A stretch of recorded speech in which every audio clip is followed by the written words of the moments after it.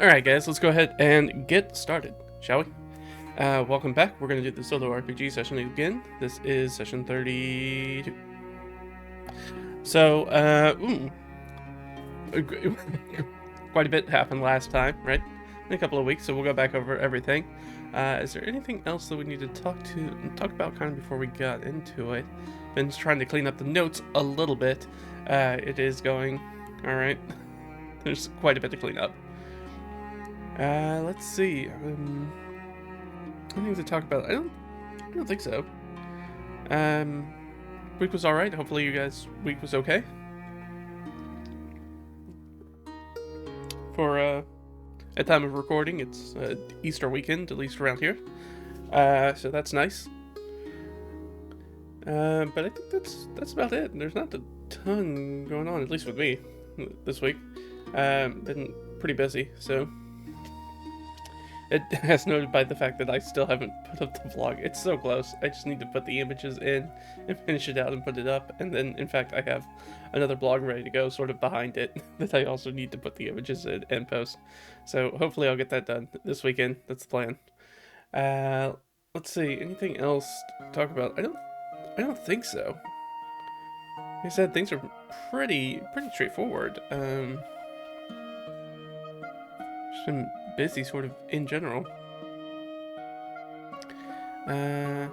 What's this?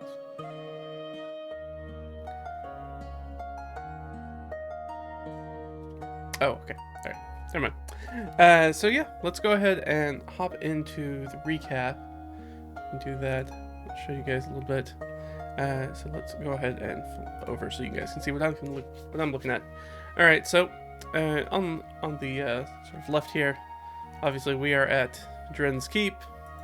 There we started off last time up here at Akari's Plantation, and in the fog tried to take some boats and make our way across sort of the Oasis Lake, up sort of the feeder river, and then we decided to portage here and take our boats with us because of, frankly, we took our boats because of the last time what happened with Norkruuth burning boats.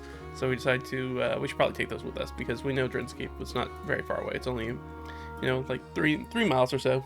Not very far. So, a couple hours walk maybe. With those heavy burdens. Not too bad. And then we got to Dren's Keep. Well, now I'm getting ahead of myself. Why don't I actually pull up the notes about what we did last time, and we could actually go through some of the details. So yeah, we started off with Leah having sort of this frank conversation with Akari about their needs after the battle in the Bailey, right? That big skirmish with Rhymefire and the Air Elemental and Gimble's men and Akari's men and our own team, as sort of that interruption during sort of like the feasting occasion as we were coming in to sort of ask Akari for his help to try to basically provide sanctuary to the people that we sort of extradited, sort of pulled out of Karjuntin, who are members of sort of like our old academic party, and we're trying to find a safe place for them against Fargrim, and sort of the people who have been sort of dogging us throughout this campaign, and then the backstory leading up to the campaign. So Akari did basically agree finally after we had that sort of frank conversation. We also decided to send a message back to Gimble because we weren't sure that the one person we left alive to go back and tell Gimble about what happened at the Bailey. We can't really assume that person was going to tell the truth, even though we threatened them to tell the truth. So we decided that we drafted up sort of a letter and decided to have Ott and Imbar go and take it there. So they took the missive, they jumped in a boat, paddled across the lake, and through the sort of mist, because we had that very sort of thick marine layer of fog that morning, they weren't able to really see anybody, and they're also trying to be very careful because there's just two of them. We know Gimble has quite a few people under his command, so if they were going to get attacked, they would be highly outnumbered. So they didn't want to get out and really poke around, but they didn't see anybody moving around in the mist around the burned camp. We burned. So I basically wrapped that missive around an arrow and shot it into the camp, and just so somebody could find it. And then they returned. Because of the heavy fog, made sort of like the executive decision, like, let's go, now is probably the best time to go deal with Rhymefire, because we know that Gimble wants Rhymefire, right? Has already tried to capture him, technically twice now, even though Norkruuth was doing that. But under Gimble's sort of orders, and Gimble lost a lot of money because that deal did not go through, trying to sell Rhymefire, because we screwed all that up for our Silver Dragon Wormling and freed him, and have been trying to basically rehome him, trying to find him a place where he's going to be safe.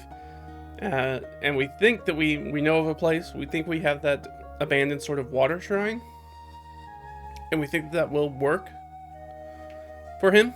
We're pretty sure. We're pretty sure that's going to work for him. But we don't want Gimble to know what that location is. So we decided, under the cover of that sort of thick fog, because we know where we're going, so we're just going to go up the river, try to get to Drin's Keep, basically unnoticed, and like hopefully if we get that close, we can make the short trek to the shrine and rehome Rhymefire in secret, and Gimble will be none the wiser. So we tried to get some oarsmen from Makari. That didn't work out, so we had to basically row our own boats. And we did try to make it to Drin's, and we did have to push on it. But when we got to Drin's, when we actually got to the keep with the palisade around it, before we got there, we in the lake, and we can just show that real quick. So we have this right here, which is a new sort of point of interest we came across, which was the Grung set. Right, yeah. So there is a Grung that lives here, just sort of in what we kind of talked about, was sort of like a beaver mound in the oasis, so it's sort of like got an underwater entrance into it. And Grungs, of course, are like little frog people. And there's a little frog person that's living out here by herself that we hadn't come across before. And we still haven't. We just found their home, but they were out or hiding from us. We don't know which one. We didn't really want to waste a lot of time. We were kind of on a mission, so we weren't, right, not really a priority for us to try to track down a random NPC that we don't know anything about. So we did that, right, we portaged the boats. Yeah, so we arrived at Drin's, right? We arrived at the, and actually, let me do this slightly larger. We arrived at Drin's Keep with the palisade around it, but the guards outside weren't going to allow us entrance, that sort of hospitality ritual, something that we'd already done with Drin, so this was already sort of like setting off little alarms in the back of our heads. We were like, oh, well, this is weird. And the guards at the gate sort of released a trap on the group and surrounded the whole group with basically a wall of sand. And then a bunch of archers and a mage showed up, and Norkruuth showed up on the battlements as they just started sort of firing into this basically kill box that they put us in. So it turns out that bounty hunter, it's a bounty hunter mage. So we did the fight with that. It was a real nasty fight. We did recognize the archers, so this was definitely fully Norkruuth's crew, as well as a bounty hunter mage in Bounty Hunter Guild. So we don't know if the bounty hunter is on a contract or a side mission or one of the assassination contracts, because we ran across an assassination contract before from the Bounty Hunter Guild. That we think Fargrim took out on us, so we don't know if this is connected to Fargrim or not, or fully Norkruuth. We did kill Norkruuth, though. After being a sort of like pain in our side for a while, we finally, he didn't wriggle his way out and run off this time, and we didn't run off. So we confirmed him dead. Rhymefire blasted him with some ice breath, and that's kind of all she wrote. So, we got our to-dos. We needed to update the Norkruuth sentry. I've already done that. We do need to roll up some new weather. I have not done that. We have 1 day of weather left, so we're just going to kind of use that day, and I don't think this session's probably going to go on. I mean, I don't think it's going to go on more than 1 day. I mean, maybe if we travel back, I guess. But I assume most of the session is going to be getting to the shrine, trying to get Rhymefire settled. Hopefully there's no buddy waiting for us there, and no other sort of nasty monster creature has decided to make it a home in the weeks it's been since we cleared it out last time. Chasing down that corrupted water myrmidon. Way back in the first few sessions of the campaign. We do need to update the date. We'll do that in a second. We do need to set a countdown timer for Gimble, so I want to do that. So let's do that. So here's what we're going to do. Where do I want to put the countdown timer? Because I think this is... I want to use a D10 timer, but I don't want the timer to be once a day. I want it to be basically every time that we're kind of taking big actions. So I guess I'm going to put it under Hexcrawl Operations. So let's put it down here. And let's say 10... just going to put Gimble and go up here. And that'll just kind of help to remind me that, you know, there are people who are sort of actively looking for us. And not in a good way. And they are around, so there's a chance they're going to run into us. Now, a D10's pretty liberal, right? It's kind of unlikely that they're going to find us, frankly, because they don't know where we are. So we'll have to figure that out. I think that's mainly... Let's go back up here. Alright, so we set that countdown. So actually I'll roll the first one.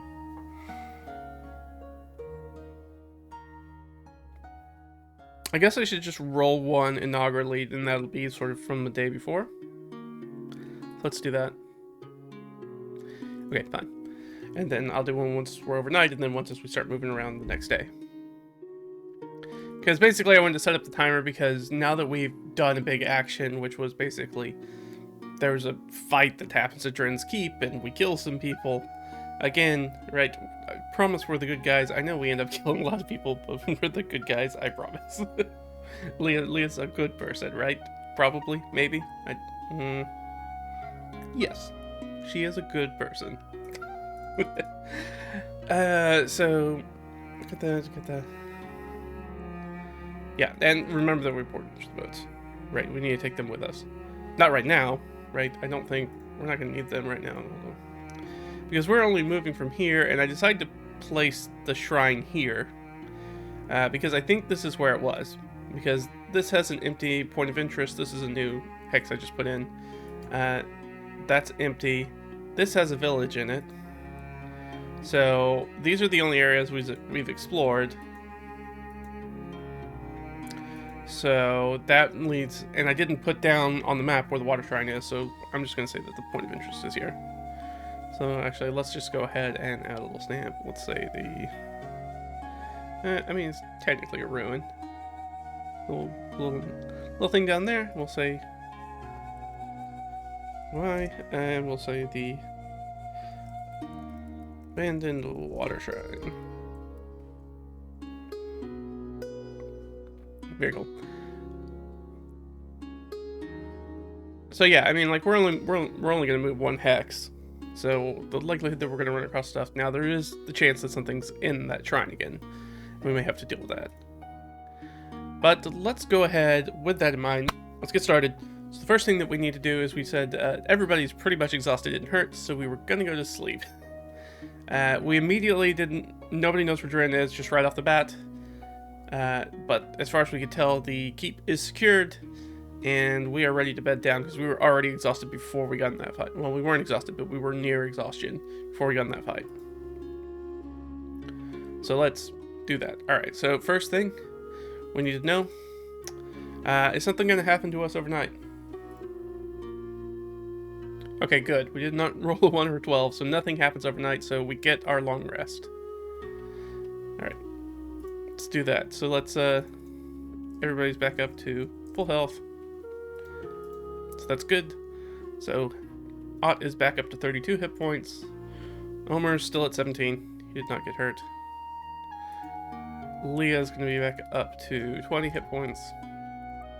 So our low HP mage. And Imbar's going to be back up to 29. And let's see.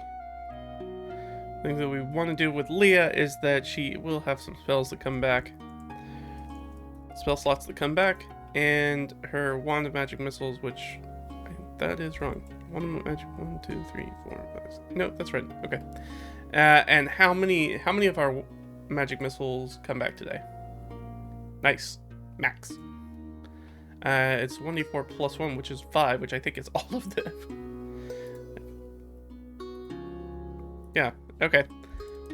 Not gonna argue with that. That was a great roll. Could have been way worse. There we go.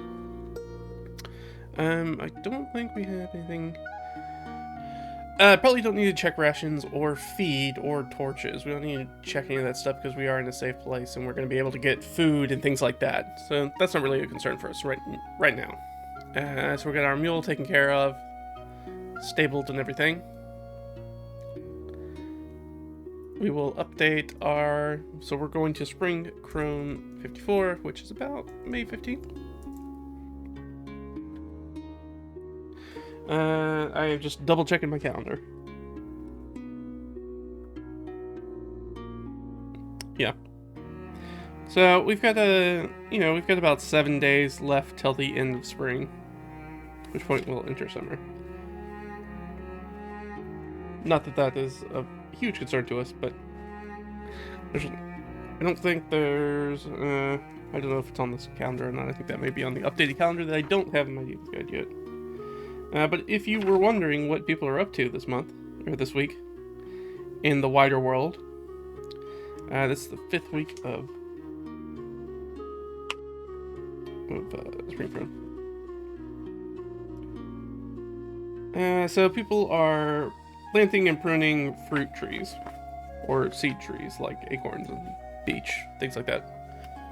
So that's what the normal folk are up to. As well as it is the time of year where spring is in the air and love is in the air. There's a lot of court love going on. Froggy gone a courtin'. That sort of stuff. Alright, so let's keep going. So we got our full long rest overnight. We are picking up our last bit of weather here, right there, replacing our foggy weather with an average, calm, and clear. We could do that. We may do that when I get back from. Once we get a break, we may jump back in, and maybe if I remember, we'll roll up some weather. So that way we'll have it for upcoming weather. All right. So we did that. So that happens.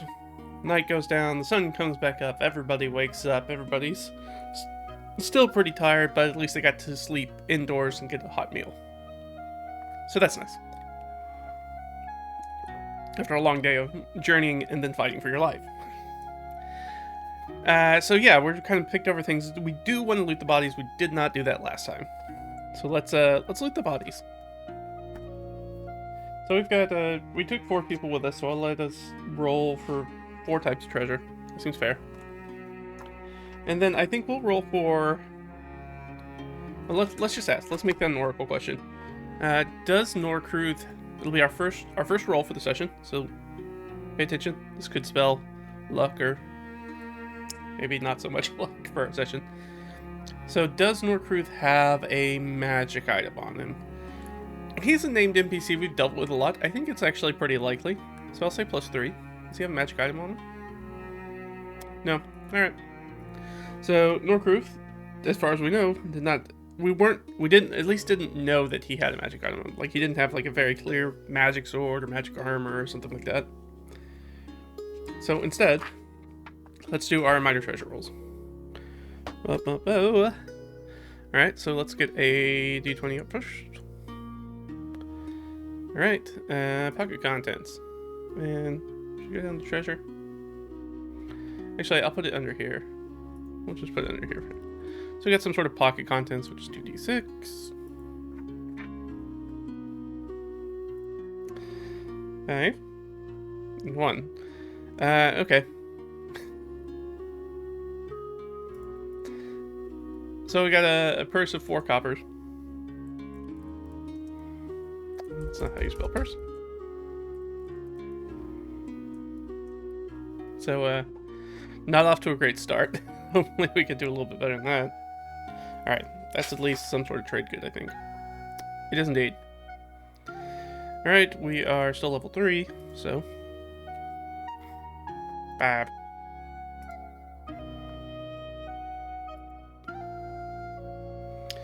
$14, so something worth 5 silver pieces. So again, not a ton. Oh! Tools.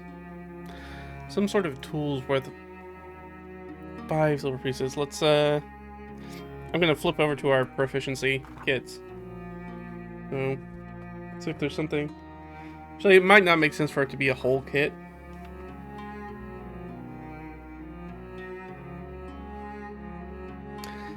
You know what? Let's just roll for it.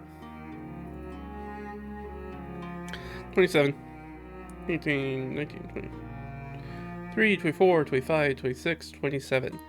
Alright.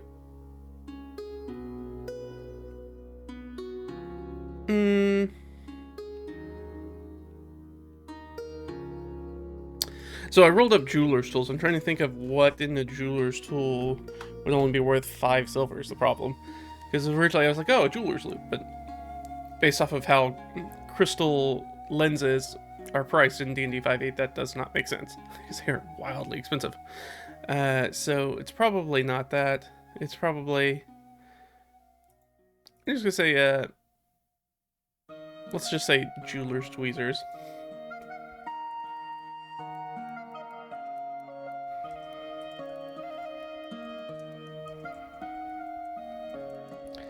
That's worth about 5 silver. So, you know, again, I do need to consider maybe getting a different sort of larger random loot, because usually I don't use, whenever I'm doing random loot, or doing loot for running a game or dungeons or something like that, I usually don't use just random loot generation for, you know, actually substantial rewards. Because I have these tables, which are really great for minor treasures, like just random stuff, like you search bodies and you'll come across. But is not necessarily the greatest for true adventuring rewards. Like real meaty kind of rewards. 5, some more pocket contents. 3 and 6. 1, 2, 3. 6. And what is that going to be worth? Let's just... 2.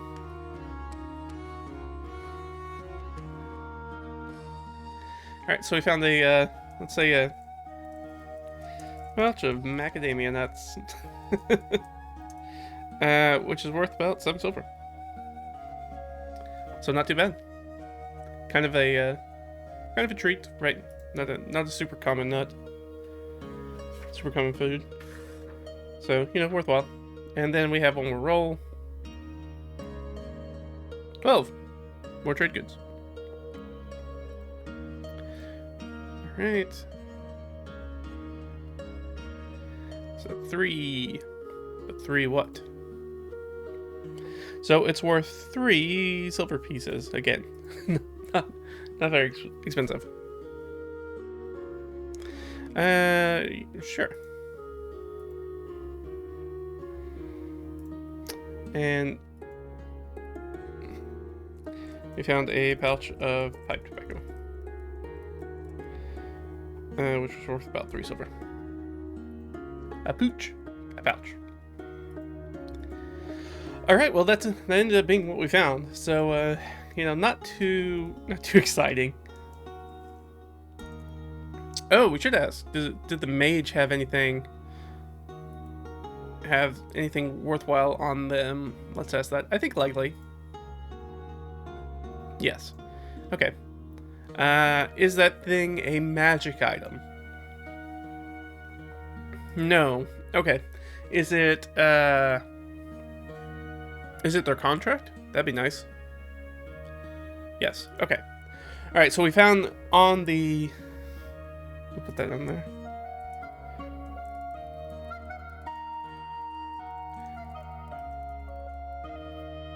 Alright, so, is that. So that's going to probably tell us who hired them. Did Norkruuth hire them? No. So does that mean... Ooh, so it could be either the Chimera or it could be Fargrim. Is it the Chimera? No. Alright, then is it Fargrim? I think it's extremely likely it's Fargrim then, so +5. Okay, yeah. Alright, so we did that.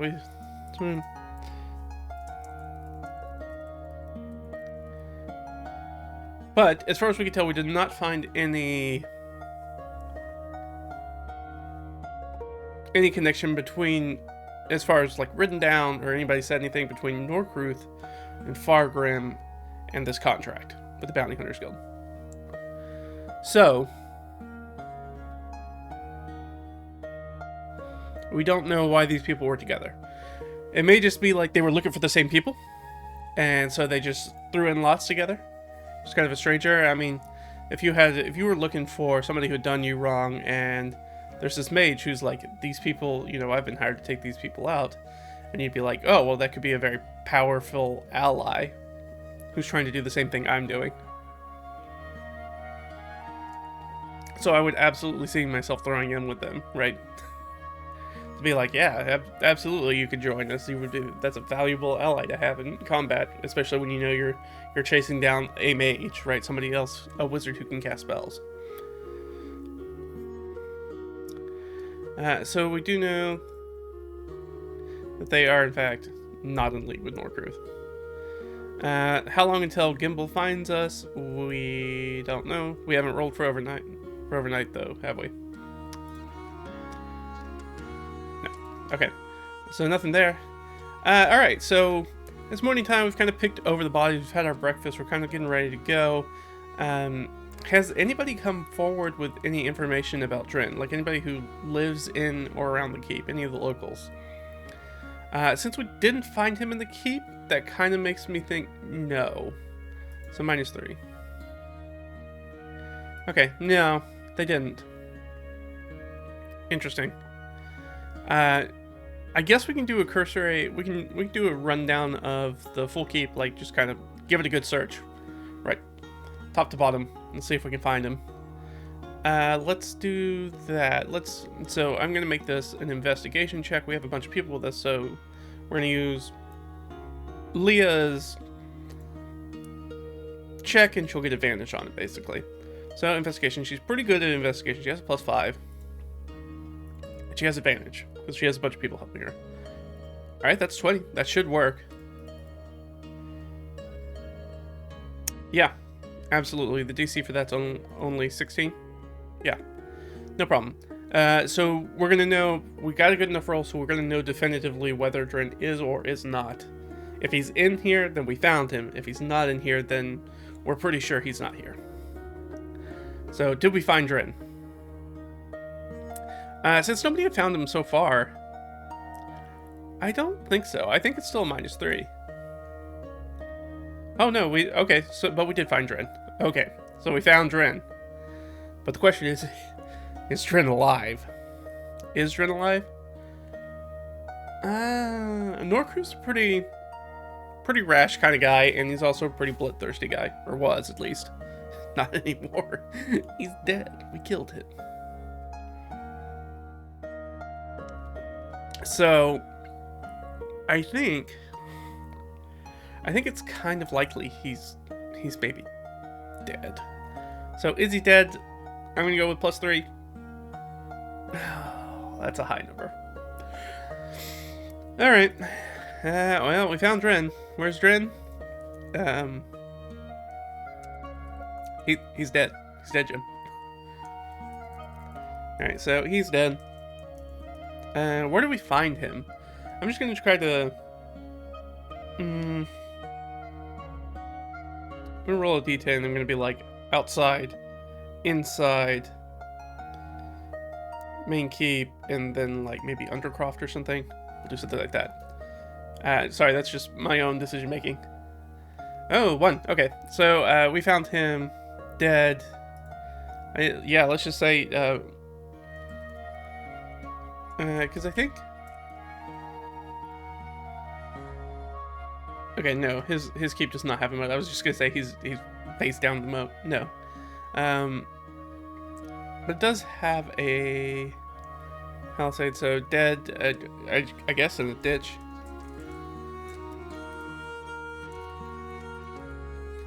Okay, well actually I have one or two. Either he's been killed and he's just been shoved in some place. Yeah, let's just leave him in a ditch somewhere. Dead in a ditch outside the keep's grounds. So we did find him. As we're searching, you know, a runner kind of comes in and he's like, unfortunately we found him. And yeah, you know, he's you know, outside there's the keep, and then there are some little outbuildings sort of around, and then beyond that, just sort of like where the fields are, probably the edge of the fields, maybe near a hedgerow or something like that. There's Drin. He's face down and dead. Oh.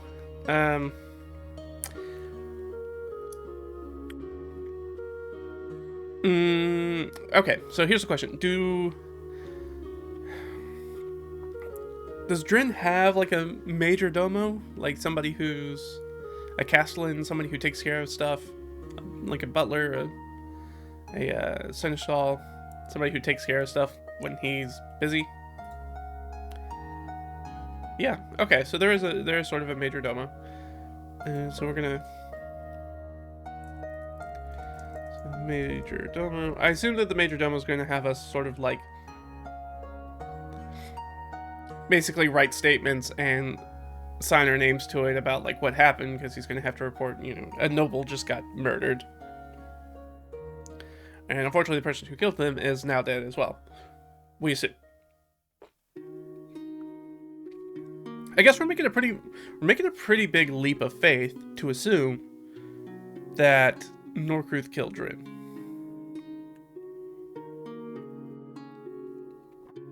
So, actually, let's ask some clarifying questions. Leah, actually, this is probably gonna be an Omer, maybe an Omer check. Whoever's gonna have the best medicine skill, which is, that's not Leah. I always forget in 5e that medicine is wisdom and nature is intelligence, because it feels switched. That nature should be wisdom-based and medicine should be intelligence-based. So probably Omer's going to be the best in it because he is... no, I guess not. Oh, because I don't have Omer with me. I have Del with me. I opened the wrong character sheet. Alright, hold on. I need to get him up. I'm pretty sure he's trained on it. But, give me just a second, and I'm gonna go grab him. Let's, where's Delgad? Come on.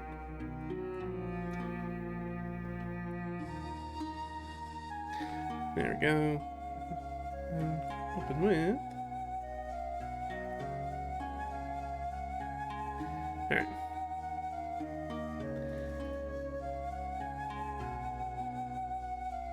Just updating his character sheet because he had a long rest. And Omer's not with us because he's not very useful in combat. That's why we didn't bring him. Just get used to him being around. So he does have expertise. Sorry, let me move back. He does, in fact, have expertise in medicine. He doesn't have any bonus, but he does have a +4, which I still think is higher than anybody else. Yeah, unless Imbar's got one. Alright, so +4. Since nobody else is trained in it, I don't think anybody else can really provide assistance, but Leah can cast guidance. JK, she doesn't have guidance. I didn't take guidance on this character.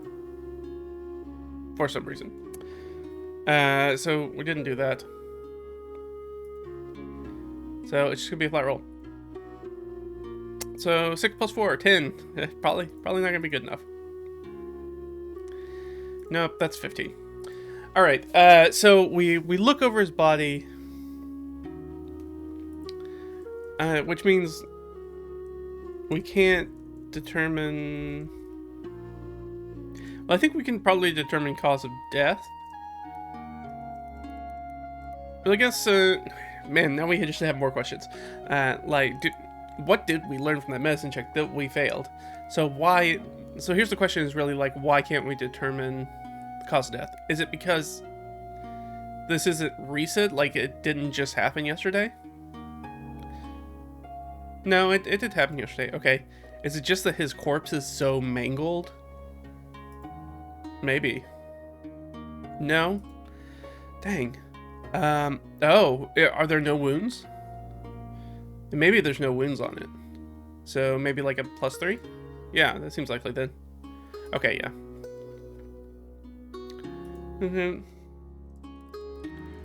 No wounds or signs of struggle. Poisoned?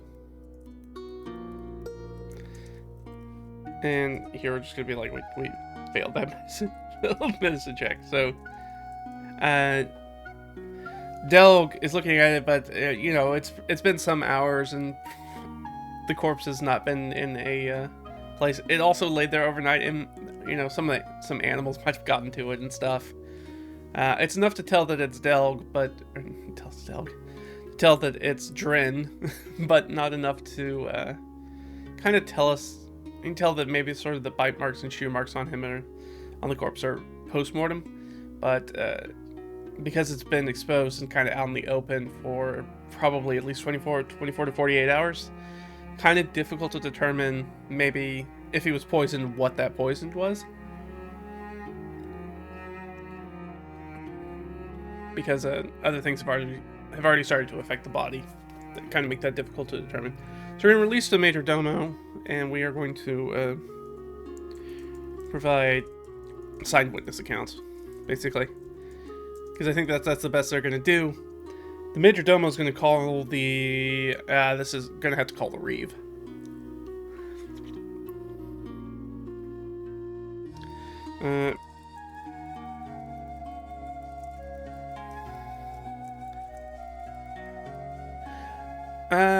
That is a good question. Actually, where is the nearest Reeve? I mean, technically, this would be an issue Drin normally would deal with, or his Major Domo, but given that it's about him, it kind of needs to go to like sort of the next layer up. And I'm not sure I know who that's going to be. So if we're looking like sort of Split Valley Oasis, like I guess really the nearest place that we know of.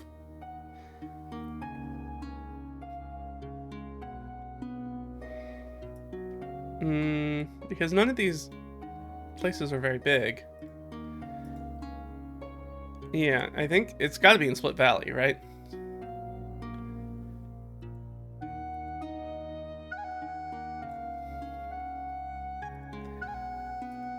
We should have... I thought I had a thing in here for him. That kind of talks about...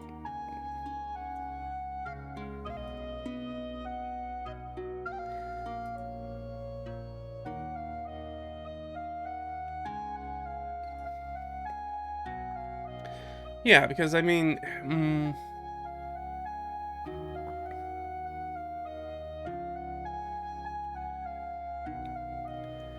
I mean, we'll just roll for it now, because it's going to have to be at the trading post. Because the trading post has got to have it's got to be the biggest settlement in the area. Again. Gotta get something higher than a 4. Wow, just really gonna make me work for it, huh? Okay. Because I thought I had the population written down, and I'm pretty sure I do somewhere. In fact, it's probably in our notes. Now I think about it. There we go. Oh, that's close. 550 people. So let's just do that, so that way I'll have it. So yeah, that's gonna be the closest place for Reeve. So we're gonna have to send a missive to Split Valley Oasis, try to get Split Valley Oasis's Reeve out here as sort of like the law enforcement person in the general area who's gonna have to take care of that. Which they may... Actually, you may just ask us to go do it. Actually, I think that's extremely likely that he will ask us to take care of it.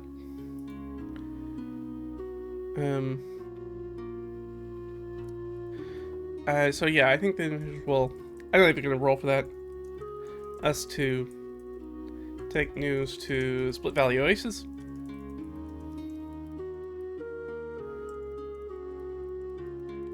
and give testimony in person.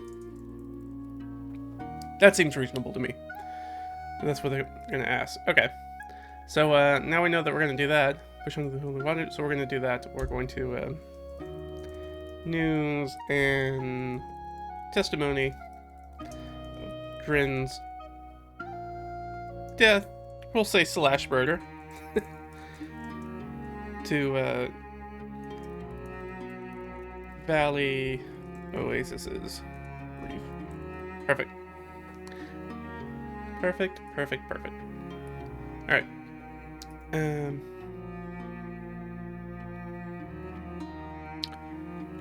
I was gonna say we could see if Drin has something on him, but I don't think that. I think that's probably tacky. I don't think we're gonna search his corpse. We didn't find his corpse. If we had found his corpse in situ, like first, been the first people on the scene, we might have rifled through his pockets and see what he had on him. See if we had something that, you know, maybe we could take away this. I am pretty sure that Drin's Reeve will, or Drin's Majordomo will ask us or provide us some sort of reward for that. I'm pretty sure. I would think it would be really weird if they didn't. For taking the news back to Split Valley Oasis and getting the Reeve and providing testimony, because that's going to be really, really important. So yeah, what do we think would what would he give us for that? Let's do a couple rolls. Give myself a little advantage on those rolls. That 7's pretty good.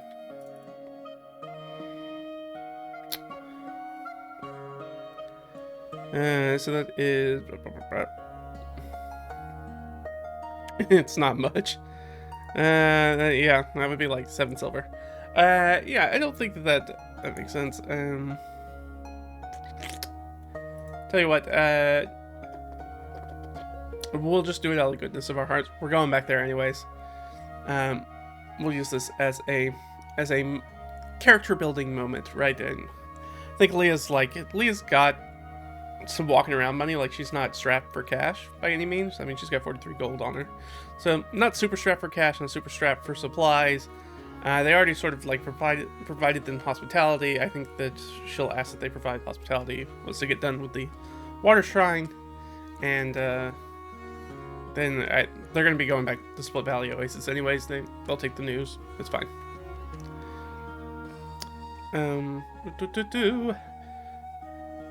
Is there anything else that we need to do here before we move on to the water shrine? Now, we did spend some time here. And so we should probably just go ahead and put this into exploration time. Alright, so we got stuff with us. We have, oh, we rolled well. I'm pretty sure that's a 20 in total. And 19. So it is a 19. That's not too bad. So our threshold's high.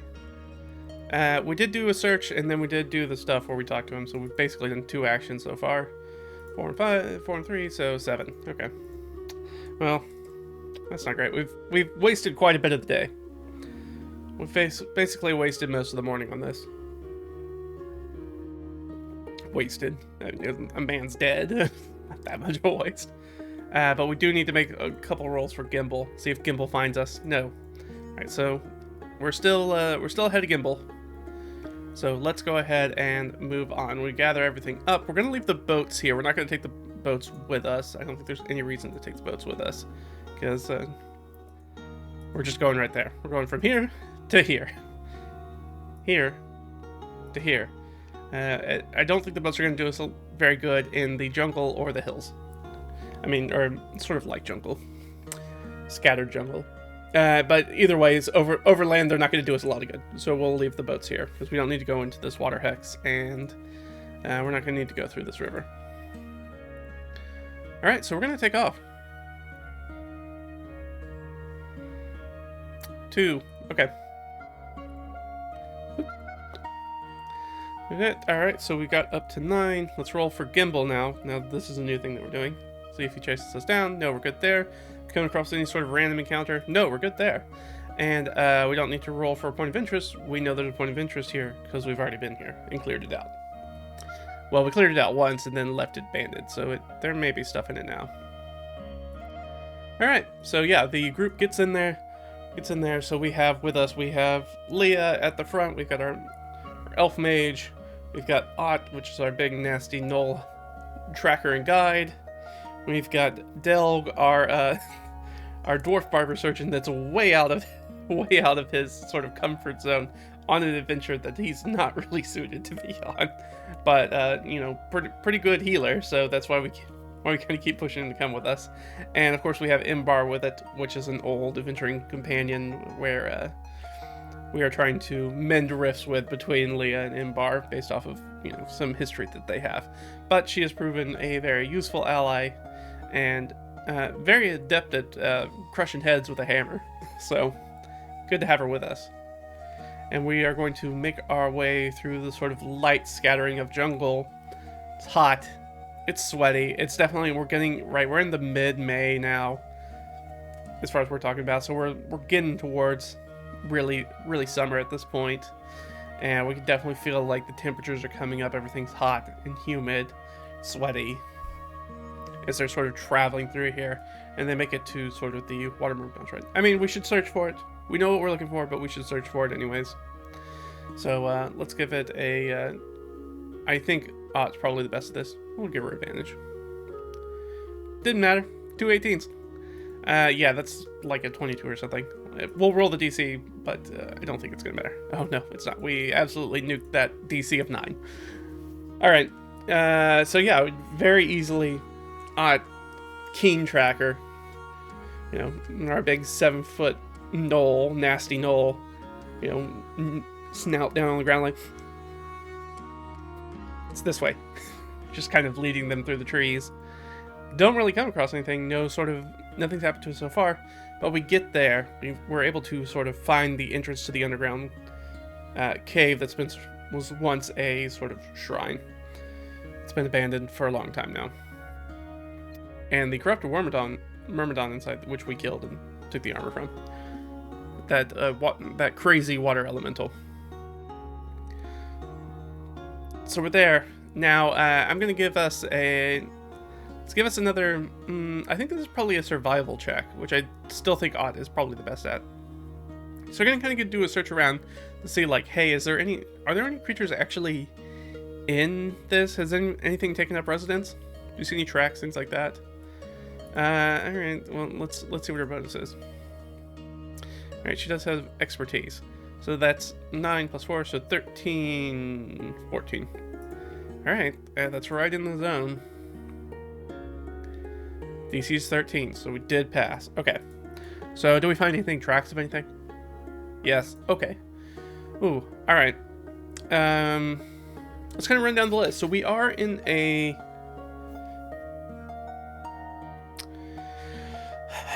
We are in an area where I think we're kind of in the frontier area, so it could really be anything.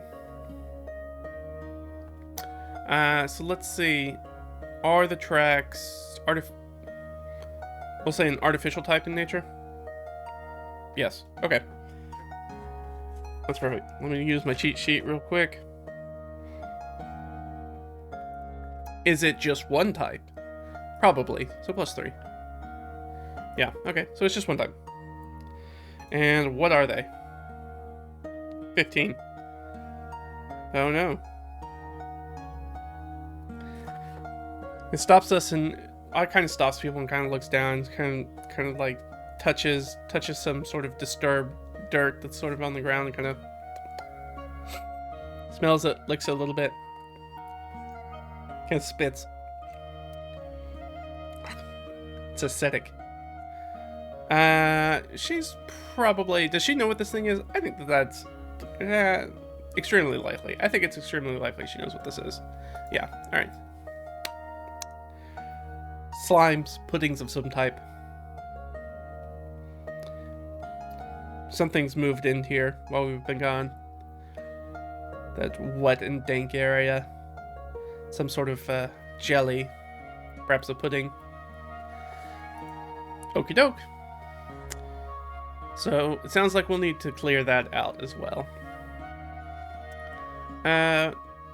Here's a question. So one of the questions I want to do is, because this is sort of Rhinefire's potential home, do we want them to be sort of the person who leads the charge in this?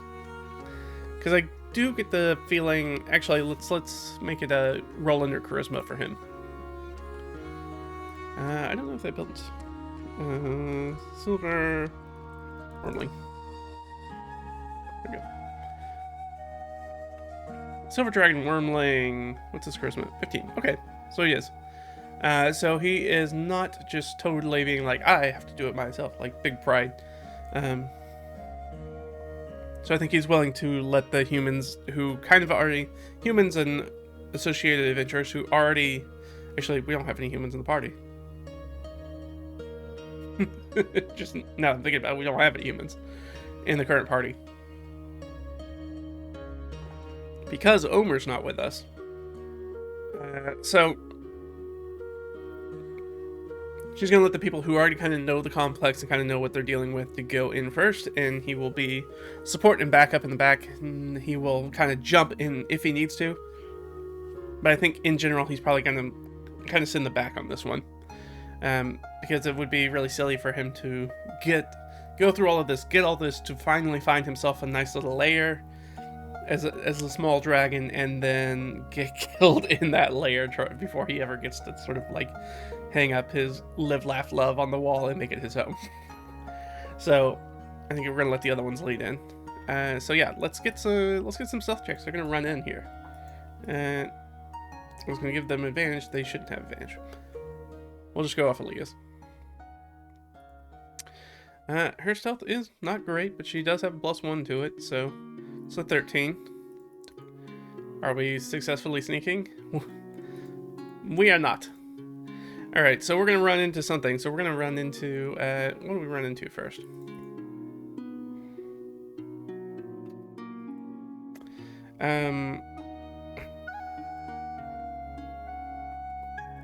I believe that's monsters. Let me double check.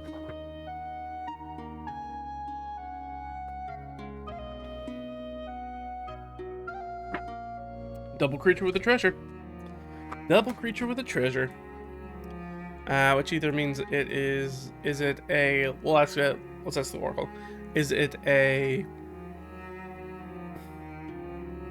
one big nasty monster or nasty encounter? No. Okay, so it's like 2 separate encounters. Is this also puddings? No. So some other sort of artificial thing? I think so. Let's just go with that.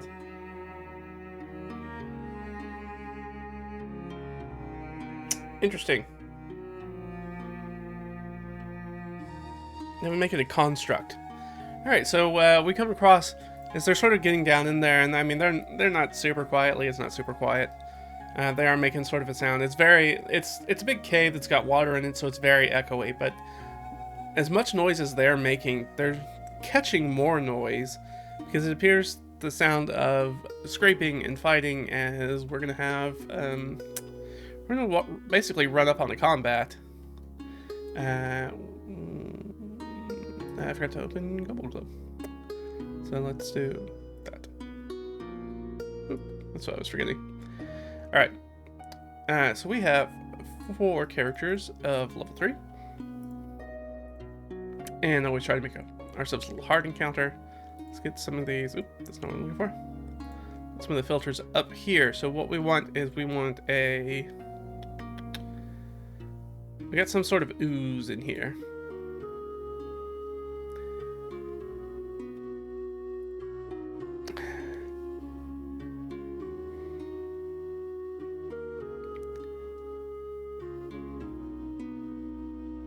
And what do we kind of want to do? I kind of prefer to do some smaller combat, or some smaller monsters, so we have quite a bit to kind of chew through. So I'm thinking some gray oozes in here, and then we are also going to need the construct. They're messing with something. So let's find out what that could be.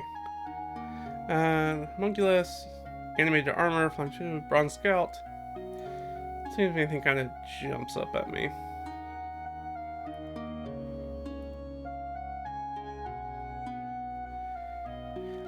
Well, if there's anything I really love here.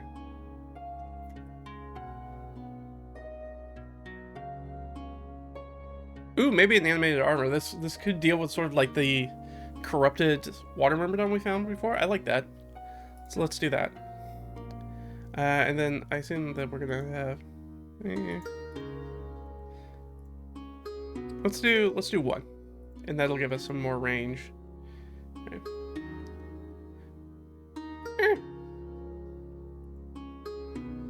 It's really deadly. All right, so let's do 1d6 gray uses. 6, the maximum. Huzzah!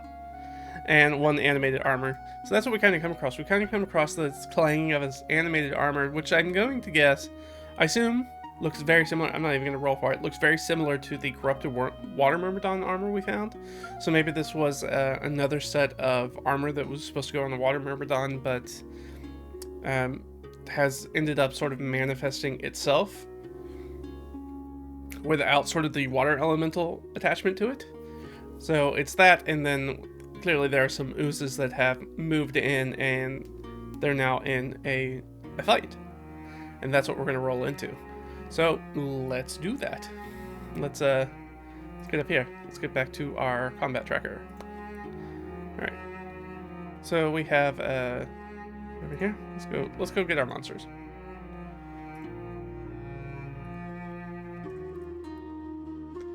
There's Grey Ooze. And they have a whopping -2 to their dex, so they go on a lovely 8. How many hit points do they have? They have 22. Okay.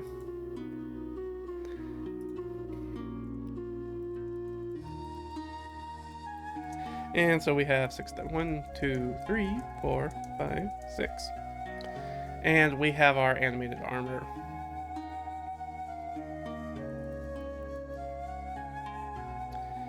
Which has a dex. So I always let the good guys go first. We'll go here.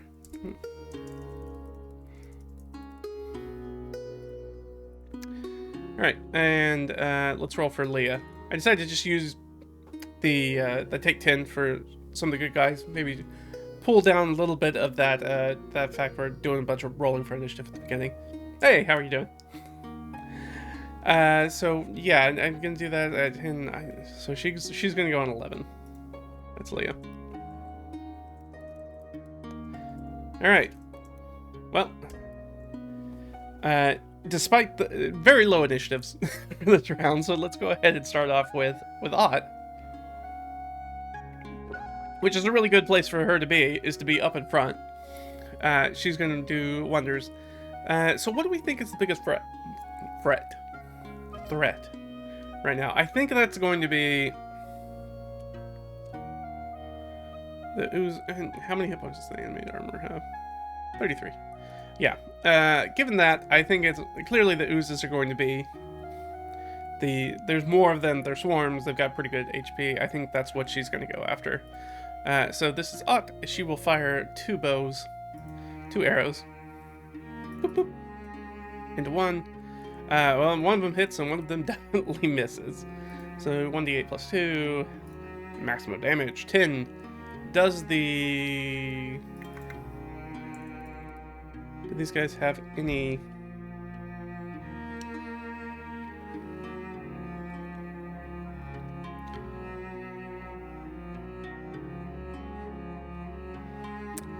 Yep, that's gonna be real bad. I forgot about that. Grey Oozes do rust damage. That's not good. That's not good for us.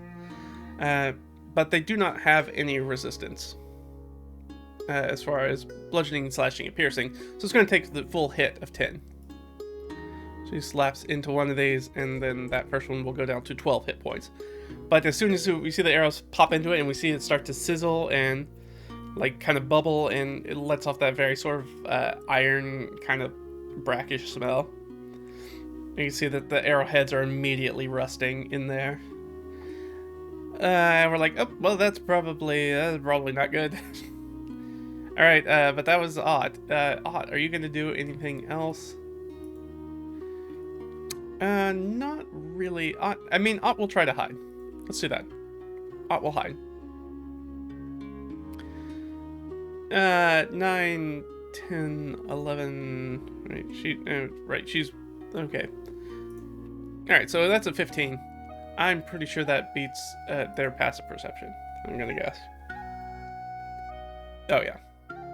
No problem. I mean, they do have blind sight. But I don't think that matters if you're actually hiding behind something. Right. Alright, so she is hidden.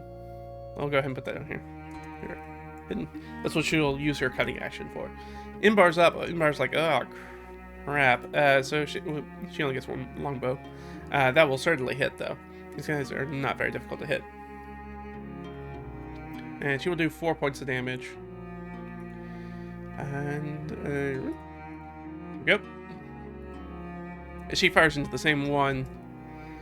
And again, that sizzling and popping of the arrowheads as they sort of are like force rusted. And she's like, oh, that's not good. Looking down at her metal armor and metal weapons. Okay, I don't think there's anything else Imbar is really going to be useful to do right now. No.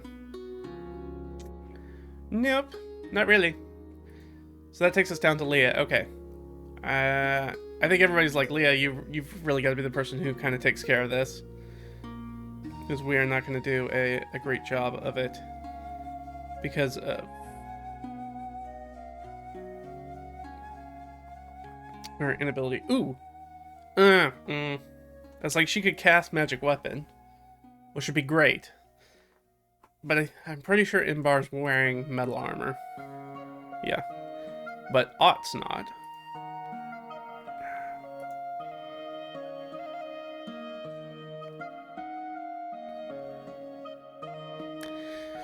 Ooh. Do we cast Magic Missile on Imbar's Warhammer so she can get in there and start tearing stuff up? Because if she gets hit, that chainmail is going to... I think that's how that works. Let me double check the mechanics.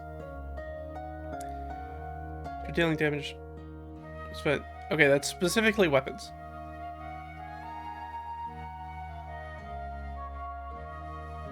If the target is wearing non-magical metal armor, is partly corroded and takes a permanent cumulative -1 to AC. Alright. I have rolled up a very bad encounter for us. This is going to be very difficult. Oh no. Oh no. I've done it. I've done it wrong. I've done it very wrong. Okay, Leah, what are you gonna do? Leah doesn't have a lot of AoE spells, is the problem.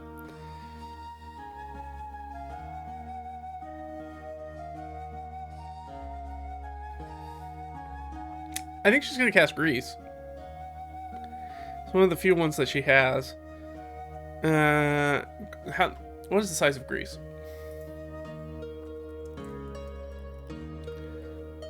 So I think right, it's 10 foot square. It's so small, a 10-foot square. I mean, I assume with the amount of creatures that we have that she can definitely get 4 of them in it without any problem.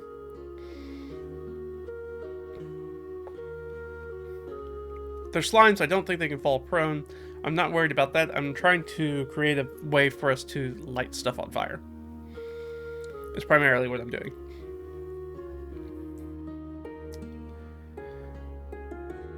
Yeah, I think and I think she'll summon Igni as sort of her minor action, and she is going to cast Grease, and that's going to hit at least 4 of these guys. I'll see with these. I'll just put them in these little brackets right here.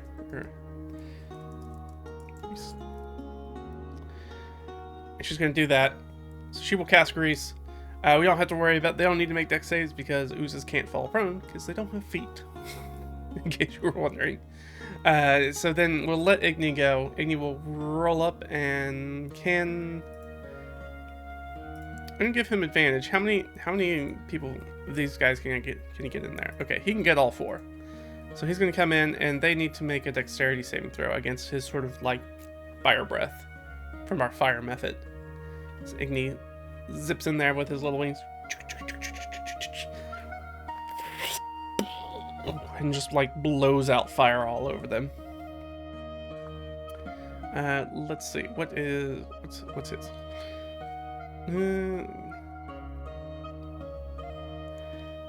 His fire breath, 15-foot cone, DC 11.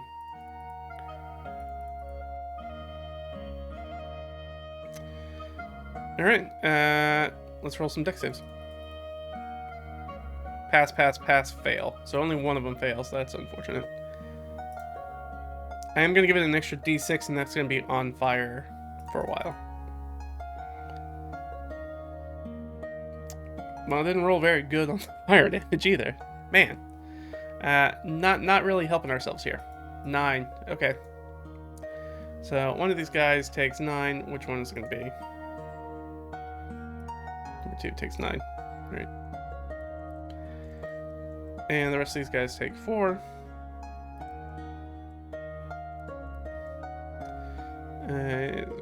18. 18. They are.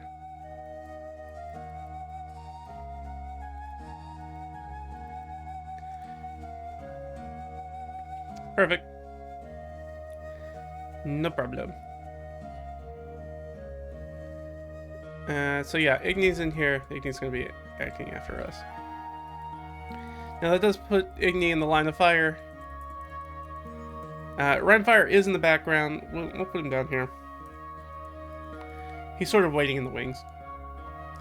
That's an in case thing. Well, I guess technically he is in the initiative, so let's just use. Excuse me. Let's just use his initiative. Obviously, Dragon Shield's going to be protecting him.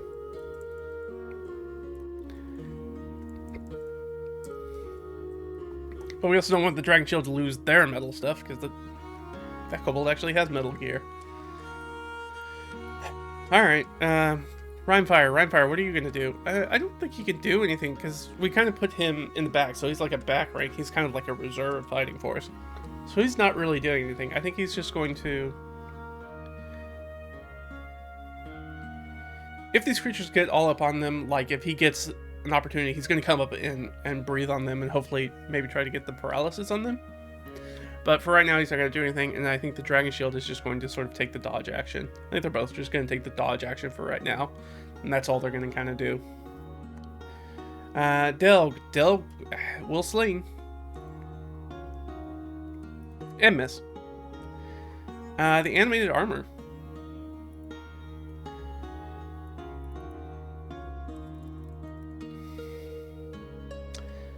So, anti-magic successfully, he makes 2 multi-attacks. We'll assume they're against the same one. There's 6 of them, so who's he attacking? 6. Alright, number 6. 2 slam attacks. 1 definitely misses, 1 definitely hits. 1d6 plus 2 bludgeoning.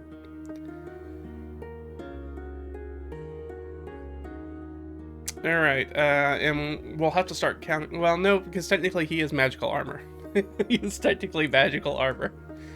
By definition, he is magical armor. So he does not take the minuses, the corrosion damage, which is really nice. So he does 6 points of damage too. That's probably why this thing is actually still around. No, 6 points of damage, so that's 16. There we go. And it is the Grey Ooze's turn. So those 4 that are in the fire are going to take some damage. Hooray! 1 point of damage. And actually, I'm just going to move that down from 1d6 to 1d4 as it sort of burns off.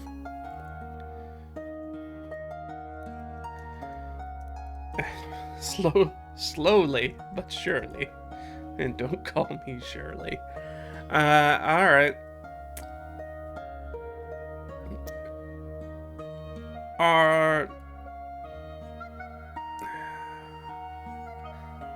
Oozes are pretty dumb. Let's make them a roll under intelligence to, like, get out of the fire. It looks like 2 of them might have done it. So let's do that. Let's,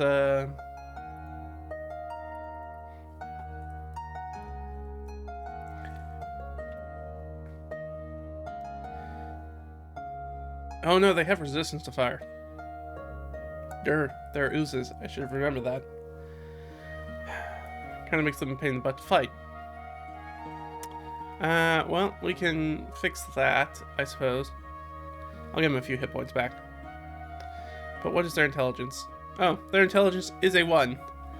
So no, every single one of them failed. I mean, they're resistant to the fire. I guess they're not that concerned with it. Let me give them a few hit points back. Give them, like, each 3 hit points, something like that. 6, 15. I don't know what it was off the top of my head, so I'll just kind of go with that. Alright, and so they're all going to say... I think they're all just going to attack the animated armor. I mean, they're all going to have gang of 2's the thing. That's a miss. What's his AC? I think it's pretty high. I think it's 18, right?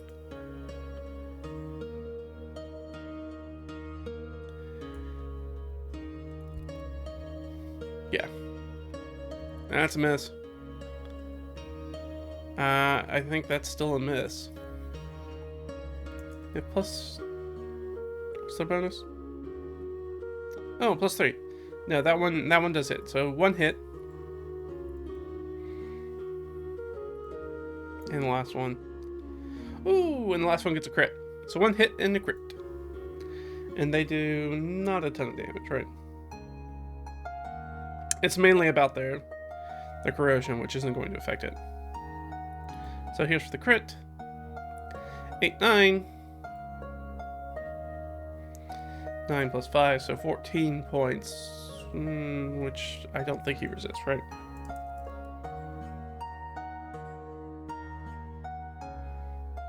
No. Alright. Perfect. So he will take 14 points of damage, which would be 16. So 19. So I'm up to 19. That is the end of the round. Back up to Ott's. Alright, let's fire another arrow into that first ooze. That'll hit. Come on, let's roll high and kill it. Yeah, alright, so she gets 1. One of them's dead, and she'll fire into the next one that's hurt. Ooh, what's their AC? I think it's pretty low, right? Yeah, 8. Alright, so yeah, she hits the other one for minimum damage. Yay! Great job, guys. Imbar, gonna do the same thing. Is also gonna hit and do 7 points of damage. Alright, looking pretty good. Leah, oof, Leah, what are you gonna do, girl? Your spell, you basically have no good spells for this. Firebolts, do the same thing. Yeah, she'll firebolt, I guess. Sure, why not? She'll firebolt. And miss. Alright, Igny's gonna disengage and come back. Does his thing recharge? Does his breath recharge? No. Alright, so he'll flutter back and take up residence again on Leah's shoulder.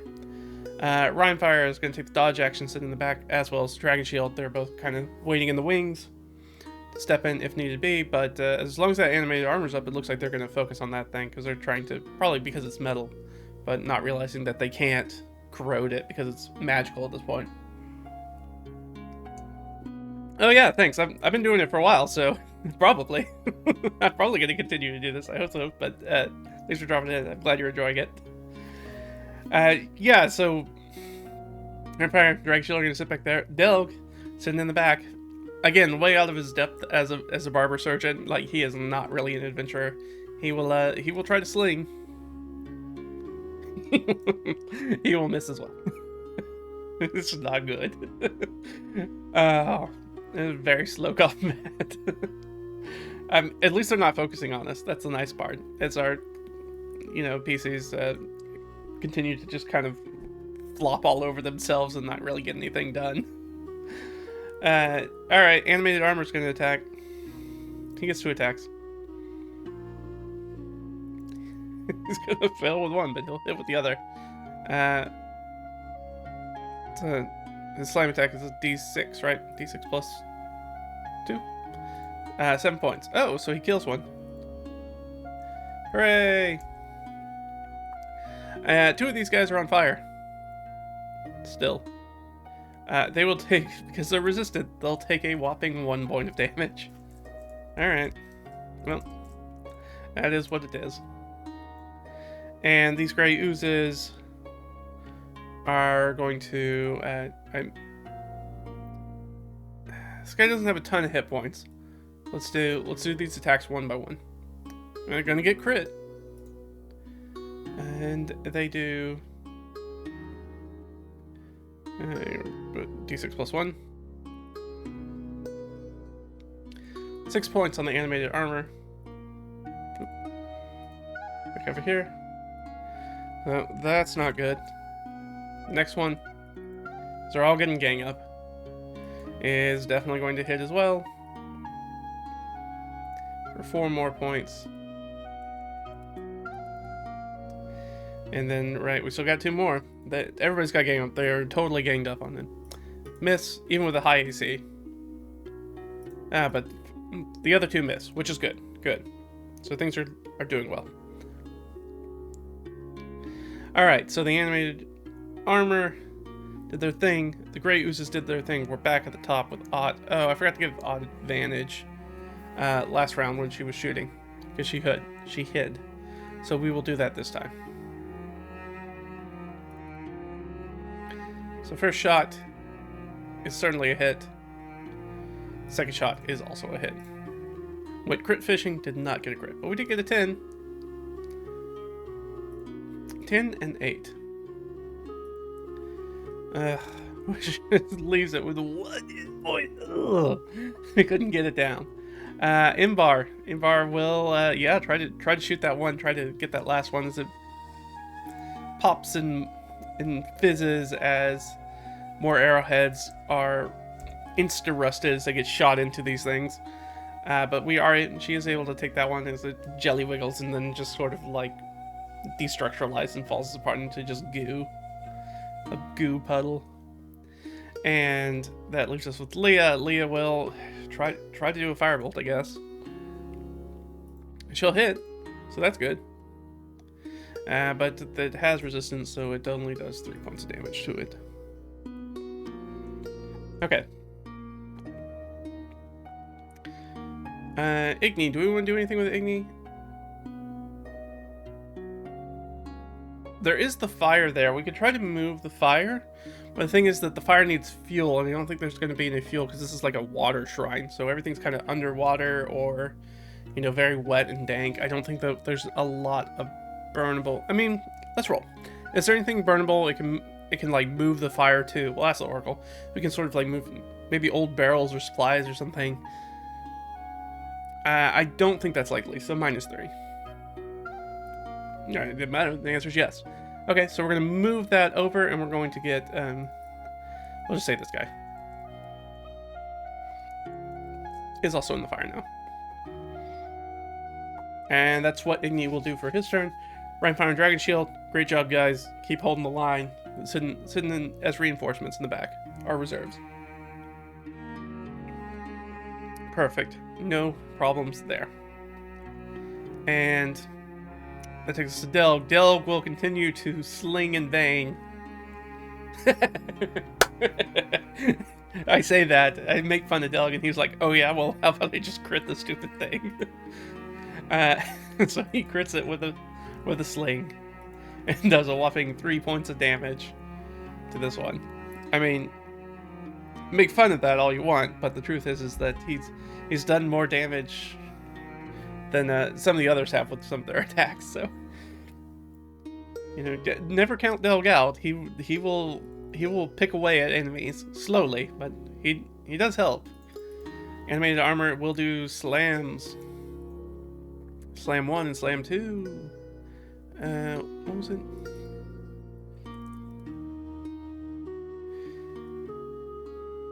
(1d6 plus 2). Okay, yeah.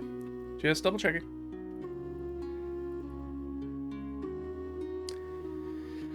Alright, so 3 and 8. 3 and 8, which is 11. So this one's still up, still on fire, but still up. Maybe the fire will take it out. We don't know. Speaking of, it is the fire's turn. So the fire keeps burning with that grease. It smells really nasty. It does not take it out, but does hurt it. Because again, they still have resistance to that fire. And it's crackling. Everything's getting really smoky in there. It's really gross. Smelling between the smell of like rust and iron and fire and a very enclosed. Everything's smoky and choking on smoke at this point. And grease fire too. So they are. We still got 3 of them. They're going to attack the animated armor. We'll do them one by one. Miss. Miss. Hit. 1d6 plus 1. 6 points. Okay, the animated armor's still up. It is the Grey Ooze's turn. Sorry, that was the Grey Ooze's turn. So we're back up at the top. Ott is no longer hidden. Might hide at the end of her turn. We'll see. And take a couple shots. First one, second one.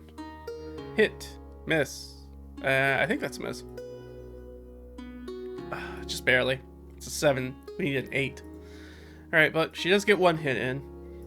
Which, I don't even know why I'm rolling it. That's definitely going to kill this one as it pops and fizzles as another arrow sticks out of it. Imbar will do the same. She only gets the 1 arrow, though. But she will hit. 1d8 plus 2. 5. Alright. Shoots another arrow in there. There's popping and fizzling and smoking and burning and darkness and sound of water. Everything's reverberating off of these wet cave walls of this abandoned water shrine. It's a mess. And they're just, the group of them are just sort of clustered up by the entrance, just like picking away at these things while they're focused on the animated armor. Where were we? That was Imbar, so it's Leah. Firebolt. Crit. That's nice, but it's still resistant to the damage. So, does a crit, does 2 points of damage. Great job, guys. Dynamite combat mage Leah. You know, you'd be surprised based off of that rolls like that we've killed anybody. Not that we've killed a lot of people in this campaign. With dice rolls like that, you think like we get our butt kicked in most combats. Which is not always the truth. Igni going to do anything? I don't think so. Well, he could try to move it, right? Is there any place to move this fire to get the last one in it? Probably not. No. Okay. Does his thing recharge? I didn't roll last time. I should re-roll that too. No. Okay. So still waiting on the recharge for his fire breath. So he's just kind of hanging out. Not a lot for him to do because he can't control flames in a meaningful way right now. Rhymefire, Dragon Shield, do a great job. You guys keep doing the dodge action. Oh, I forgot to ask. Did Ott try to hide? Let's say yes. Yep. Okay. There's no reason not to. These things are very easy to hide from, despite their blind sight. As long as you can have something to hide behind. Which, considering it's a natural cave that's been turned into a water shrine, I assume there's plenty of sort of like stalagmites and things like that she can hide behind. That will break line of sight so the blind sight doesn't matter as much. And Delg. Come on, another crit with the sling? No. But it will be a hit. For a whopping 1 point of damage. Great job, Delg. He's doing it. He's really doing it. Animated armor. Gonna make slam attacks. Gonna make 2 of them. Gonna hit with both of them. Alright, so that's 4 and 7, which is 11. Just slowly gonna kill these things. We're not in a rush. We're gonna take our time. Alright. That was Delg. Sorry, animated armor. So, Grey Ooze. Grey Ooze that's in the fire, takes fire damage. We'll take 1 point of fire damage. I mean, I guess the grease is doing some damage, so, I mean, it was a good use of a spell. Let me mark that off, actually, before I forget about it. We go to Leah, real quick. Because Leah, she uses a spell. There we go. Alright, so we have Delg, animated armor. It is the Ooze's turn. It is going to... This last one's going to try to attack the animated armor. Still has gang up. Will miss. And the second one will actually hit. Which, hopefully, this will probably be enough to kill it. Alright. And takes out the animated armor. As the end of the round, we're back at the top. Odd's going to take off a shot. That first one. Yep, that first one's dead. The other one. So we'll don't have to worry about that fire anymore because nobody's going to be in it. Gonna hit with the second one too. Negate plus. So 4 points of damage. Slowly but surely. And Imbar. Gonna take a shot, and Odd is... I don't think Odd's gonna hide anymore. No, there's only one left. Will hit. Nice shot, Imbar. Glancing blow. Minimum damage. You guys are killing me. we don't want to end this too fast, right? We want it to all slowly play out. Leah, Firebolt. Yep. 1d10, they have resistance. We'll give them the minimum 1 damage. Alright. Igni, did you recharge? No. Igni will actually hold... Well, ready in action to... Well, I can't breathe on it. Igni's gonna take the dodge action. There's nothing else for him to do. Alright, Rimfire. Yeah, Rimfire and Dragon Shield are gonna keep taking the dodge action. It's working out really well for him. I mean, I guess nothing's attacked them, so. And thankfully, this despite how slow the combat has been, it actually hasn't done anything negatively to us, which is good, except maybe waste a bunch of our ammunition. And the spell slot. But we're not taking any damage so far, which is great. Delg will sling. Sling, Delg, sling. And miss. Grey Ooze will move. Can the Grey Oozes are pretty slow, right? I'm pretty sure. Yeah, it's a speed of 10. Okay, so the question is, actually, how many rounds is it going to take this thing to get to us? Let's, because I assume it's at least 1 move away. Let's do like a 2d4 roll. And that's how many squares away it is, maybe? 6. So 30 feet. Does it make sense? Does that make sense? I mean, we're right at the entrance. Should it be further than that? Is it further than that? I'll just ask. Yeah, okay. So let's double that. Actually, instead of doing that, let's just double the actual number. So 12 squares away, so it's 60 feet away. It moves at the speed of 20 if it dashes. So basically, we have 3 rounds before this thing can even get to us. If it can get to us by a straight line, which we'll assume it can. Since we're playing Theater of the Mind. And it doesn't have to, like, go around stuff. Especially since it can climb. So we basically get 3 rounds before this thing is on us. So this should not be... hard, so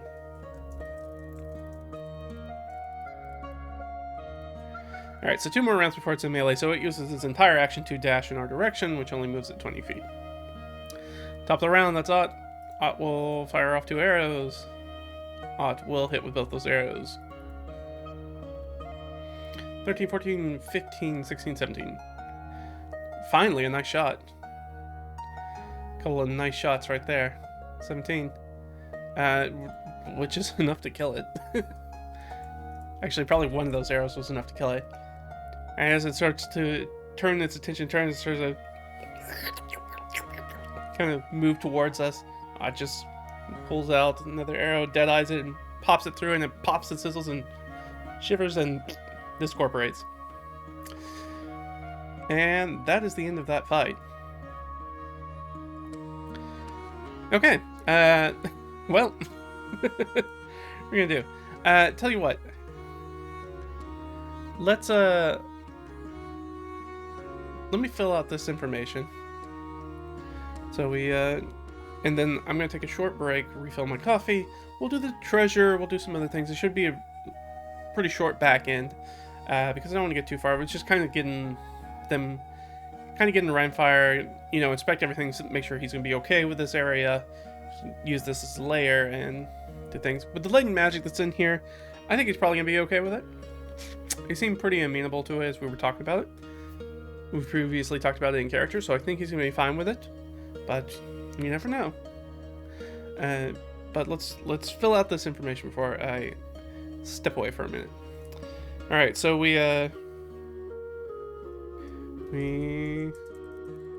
travel to the abandoned water shrine with no incidents. And we discover slimy tracks outside the cave entrance. Slimes of some type. Or we should say oozes. Oozes of some type. Which makes sense that the gray one, like the rust one, is in a watery area. Like, I like that. It made a lot of sense. And then the group find a mob of gray oozes attacking in animated armor in the Myrmidon style.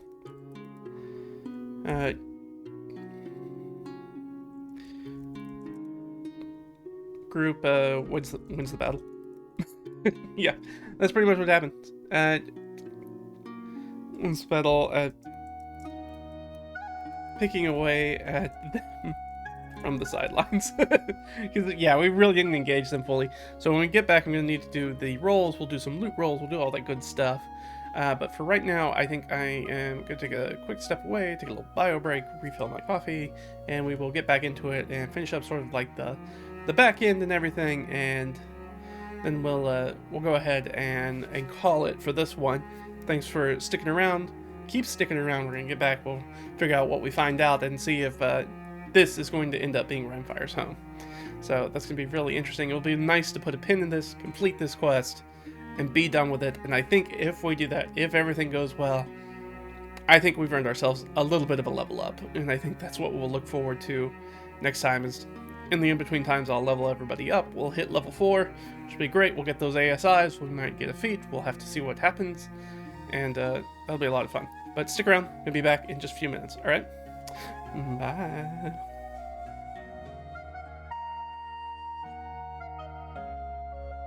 All right, let's get back to it. Oh, got my break. Got some more coffee. Filled it quite full. Probably not smart on my... Not smart on my end.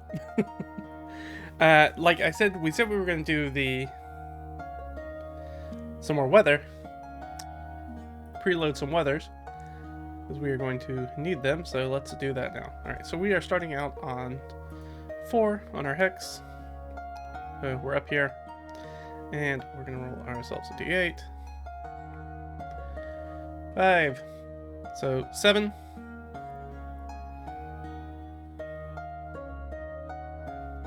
11.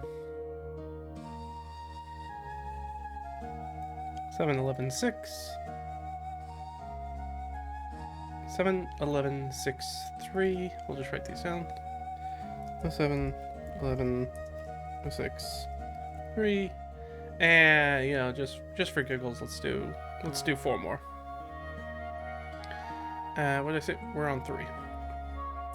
We are on 3, so that takes us to 3 again. 3, 1, 3, 1, 19, 3, 1, 19, 18.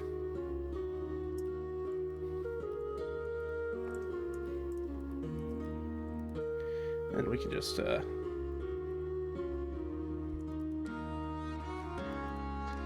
and I can't remember if I have cleaned up the descriptions or not, so we'll find that out. It's been a while since I've had to do this. I think since the last time we went to Cartoonton was the last time I did it, so it's been... In real life, it's been a few months. It's only been some days.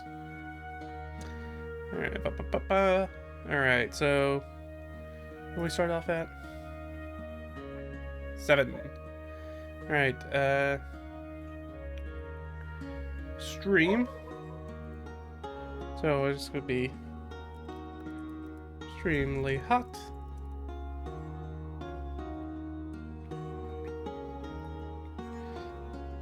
Breezy and clear. And then we're going to 11. So I use a hex flower and it just kind of keeps everything a little bit closer together. Extremely hot.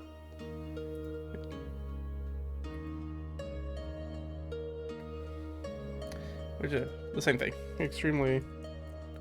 Eh. It's literally the same thing. So yeah, the hex flower just kind of helps to kind of keep it seem like a more sort of natural weather progression, rather than it being like, oh, it's really stormy, to being perfectly clear, to stormy to clear. Kind of feels like there's a more natural progression, step progression, in a lot of different ways, using the hex flower approach. 6. So it's hot, gusting, and foggy and cloudy.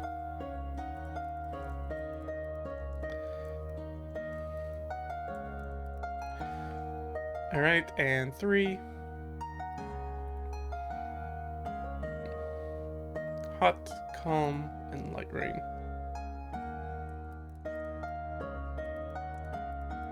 Right. We'll say precipitation. I mean, we could just say rain. It's gonna be rain. And it's definitely not cold enough for it to be snowing anymore. And let's write the exact same thing. Calm, light rain. And what is number 1? Average, gusting, light rain.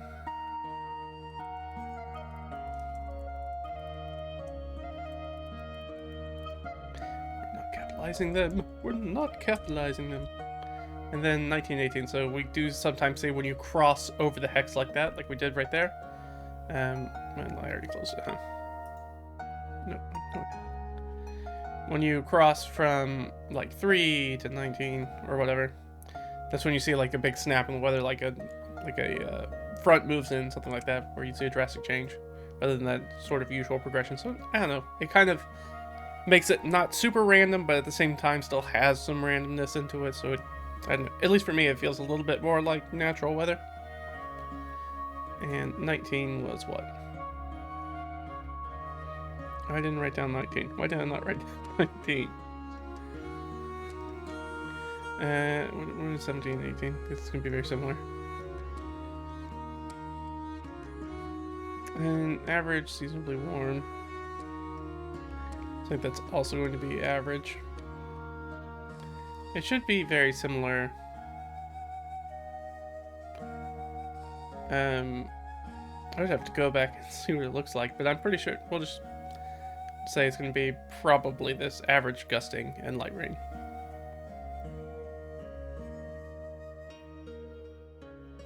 Now let's see, this was 1 and 17, so 3 and 19 maybe should be closer. Hot, calm, light rain.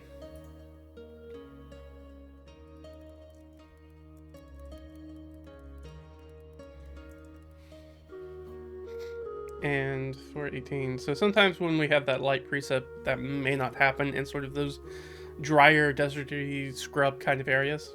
I may do a roll to confirm. Because a lot of the times that won't show up because it's not a place that gets a lot of precipitation in general. And when it does, it's like heavy precipitation. It's like a storm. Sorry, what was the last one? 18. warm, breezy, and heavy rain.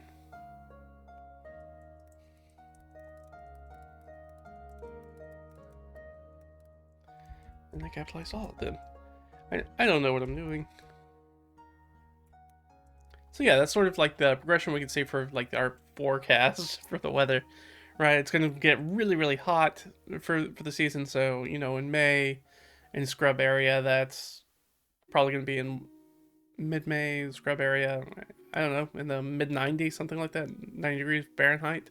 So pretty hot, not comfortable year round. But, you know, a nice light breeze, clear skies, might get sunburned, we don't know. After that, it's going to be hot, not as hot, but still quite hot. So we see it goes from extremely hot to average to hot to just kind of warm.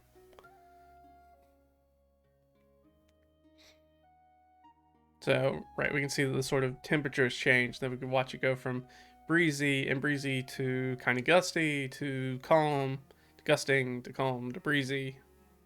Then we watch clear, cloudy, light rain, heavy rain. And again, if we are out of the jungle hexes at that point, in this part where it just says light rain, there's a likelihood, if we're in the sort of scrub or desert area, that I'll confirm that, because there's a high likelihood we might not have that rain until this heavy rain shows up here at the bottom. But that gets what we needed done here, so that is good. Did that. We also said we were going to jump back in, and we are going to check out, we'll loot some bodies first, right? Let's loot some bodies.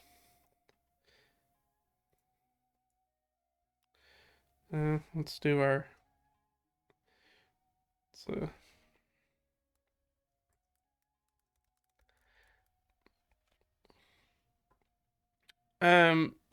the question is that...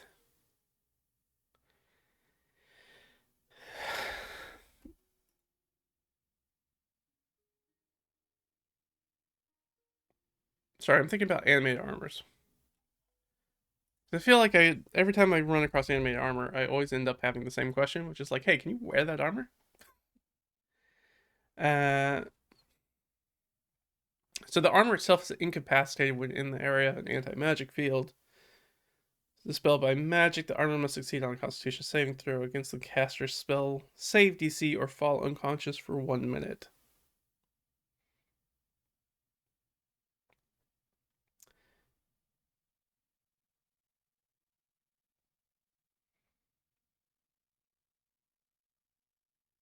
Now, Imbar is a human. I kind of assume this is sort of human-esque armor. Hold on.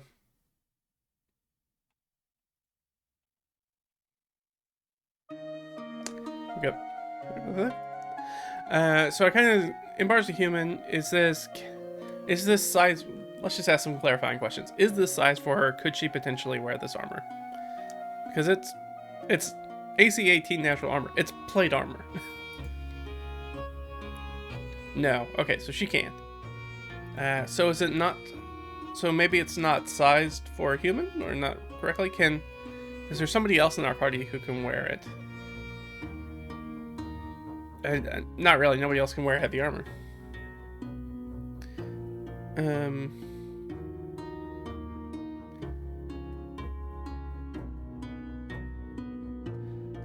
So the magic that was on it would have protected it from most of that corrosion. Is it still protected? Like, is it badly rusted now that the like magic animating it has been whittled away?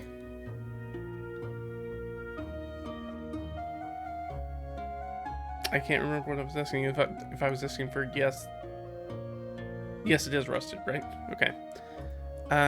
To what degree? Let's just roll a d6. To 3. Okay, so it's AC armor basically -3 because it's pretty well corroded now.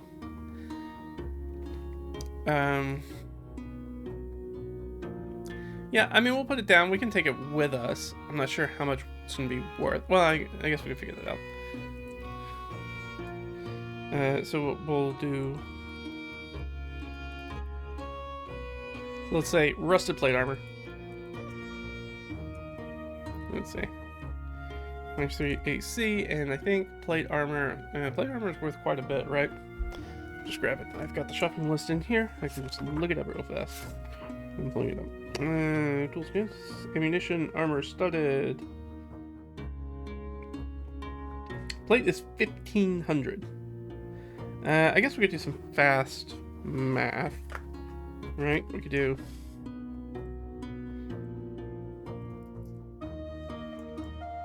It gives you an 18, and then we can multiply that by 15.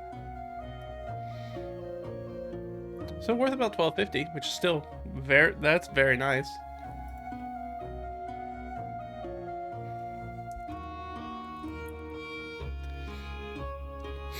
Now again, that's market price. That's not what we're gonna get for it, probably.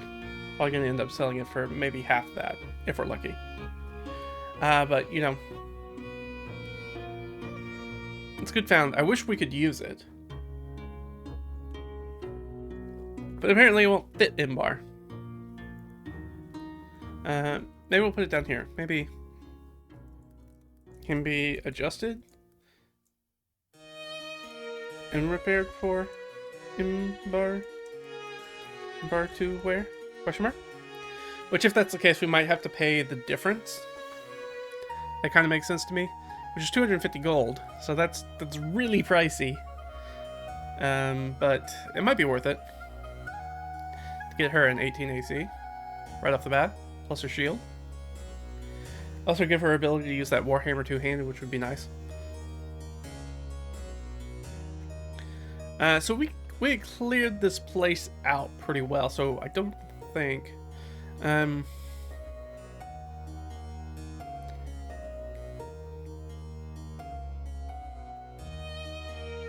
gonna roll a d6 to see how much maybe they've collected. Okay, so we'll just do 2 rolls on sort of the minor treasure thing.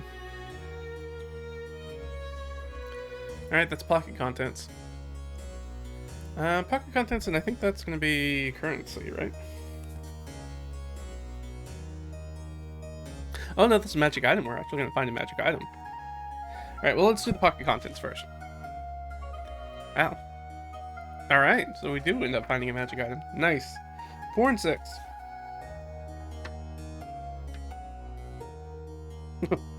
Okay. We found the bottle of perfume. I meant to roll a d6, but that's okay.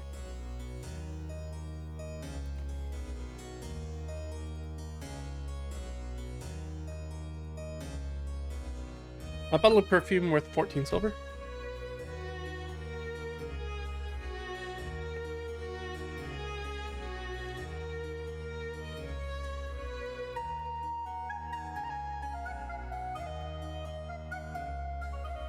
And, right, we got a magic item. I believe I have a d20. Let's find out what kind it is. Wow, I rolled a 19 again. Okay, so it's an uncommon magic item. Nice.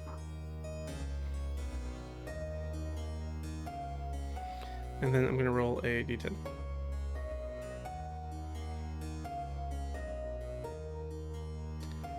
Alright, so it's a single-use uncommon item. So it's consumable. Is it a...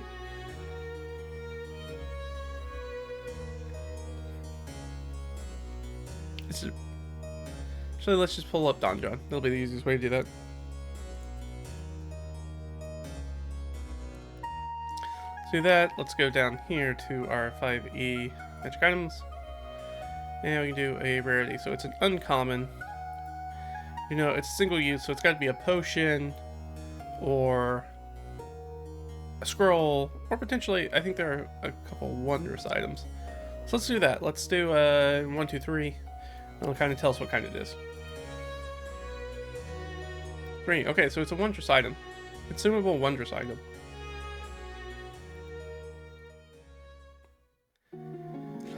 Bag of tricks, bag of holding, the arcane grimoire. Most of these are all permanent stuff. Dust of disappearance.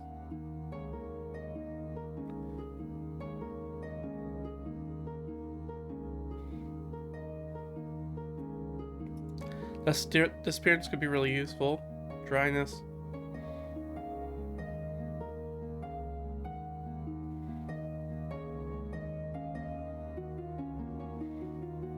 That's very funny. The dust of dryness, that's very funny. Let me read this for you guys. The small packet contains 1d6 plus 4 pinches of dust. You can use an action to sprinkle a pinch of it over water. The dust turns a cube of water 15 feet on the side into one marble-sized pellet, which floats or rests near where the dust was sprinkled. The pellet's weight is negligible. Someone can use an action to smash the pellet against a hard surface, causing the pellet to shatter and release the water the dust absorbed. Doing so ends the pellet's magic. An elemental composed mostly of water that is exposed to a pinch of the dust must make a DC 13 Constitution saving throw, taking 10d6 necrotic damage. Okay. On a failed save, or half as much on a successful one. I assume they use necrotic damage because I don't think elementals are resistant to necrotic damage.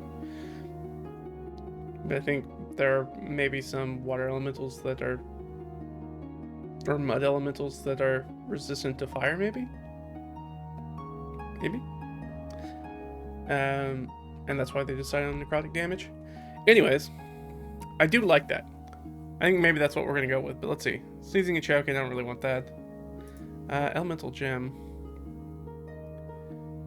Or conjure elemental spell. Ooh, that's really good too. Obviously, it's going to be a water elemental.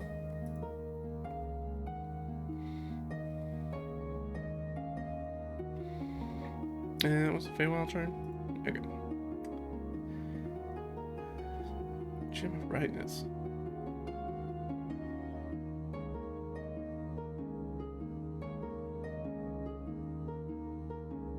Yeah, that's a charge, so can't use that. Instruments, the ointments. What do the ointments do?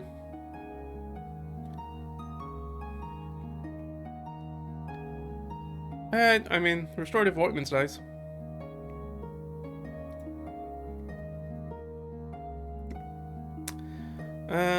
Rhythm Maker's Drones. Robe of useful items is a very wonky magic item. Fun one, but very wonky.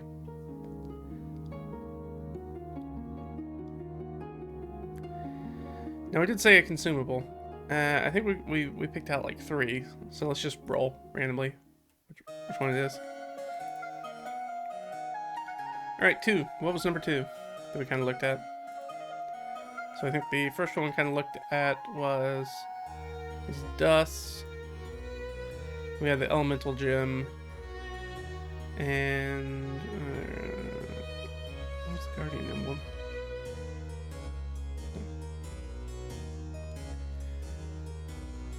The ointment. Okay, so it's gonna be one of the dusts.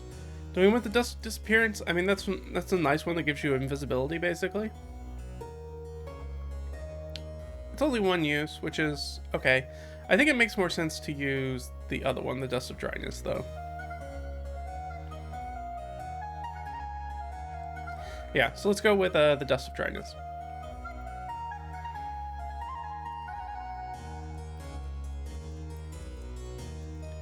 And how many's in here? 1d6 plus 4. Okay. So let's make a roll. How many pellets we got in here? Okay. So we have 7 pellets.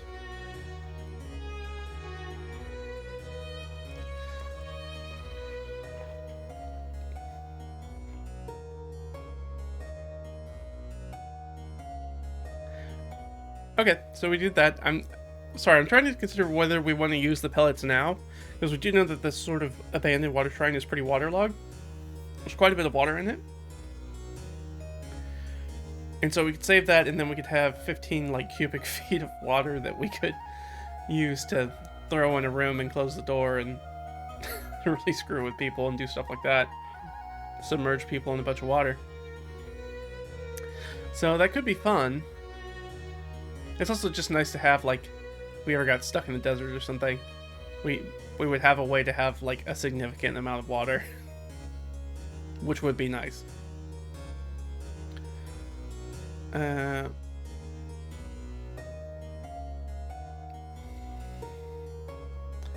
So yeah, let's use a couple of these pellets. How many of these do we want to use? Let's just use 2 for right now. I think I said a couple. Let's use a couple. So 2. Alright, so we're gonna say that we used 2. Or maybe they're pre-used, it doesn't matter. So, 2 water, and we'll do 5 pellets for me.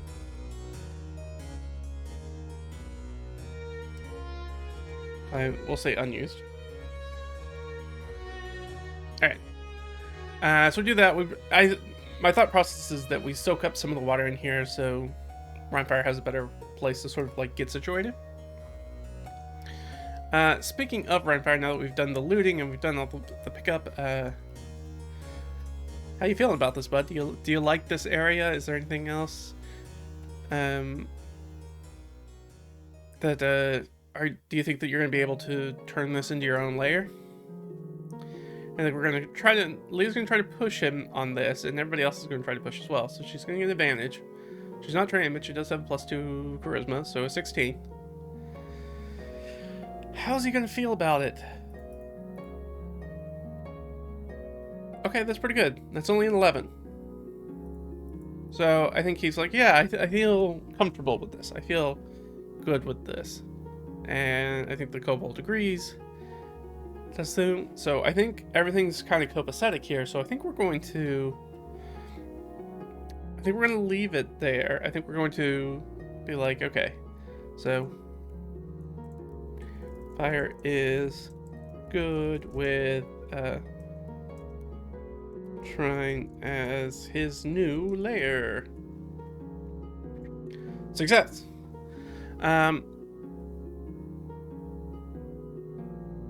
I mean, let's make an insight check. I want to try to figure out, like, sort of how worried he feels about Gimble. That's not a very good insight check.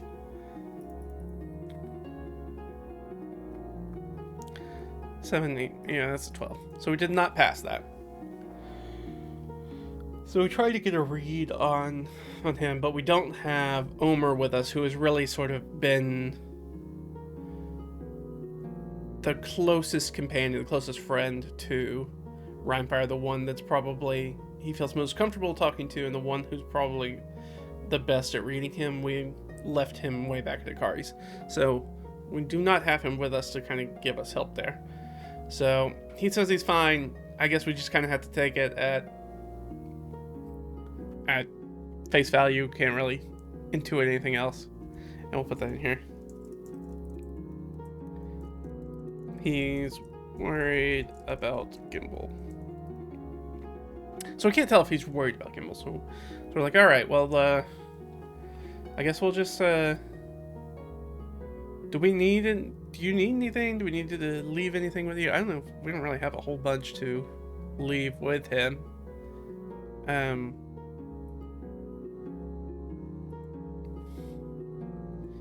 Leah will make a personal offering. I don't know how much she's gonna give.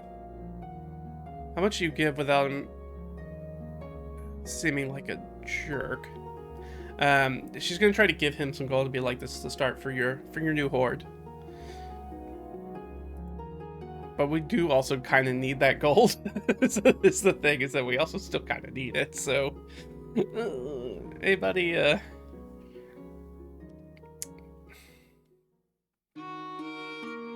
I don't know. I mean, there's 40. Let's just roll a 50. There are 100 and, 4. I will give you 4 gold pieces. It'll be a symbolic gesture, right? 1 for each of us that helped you get here. How about that?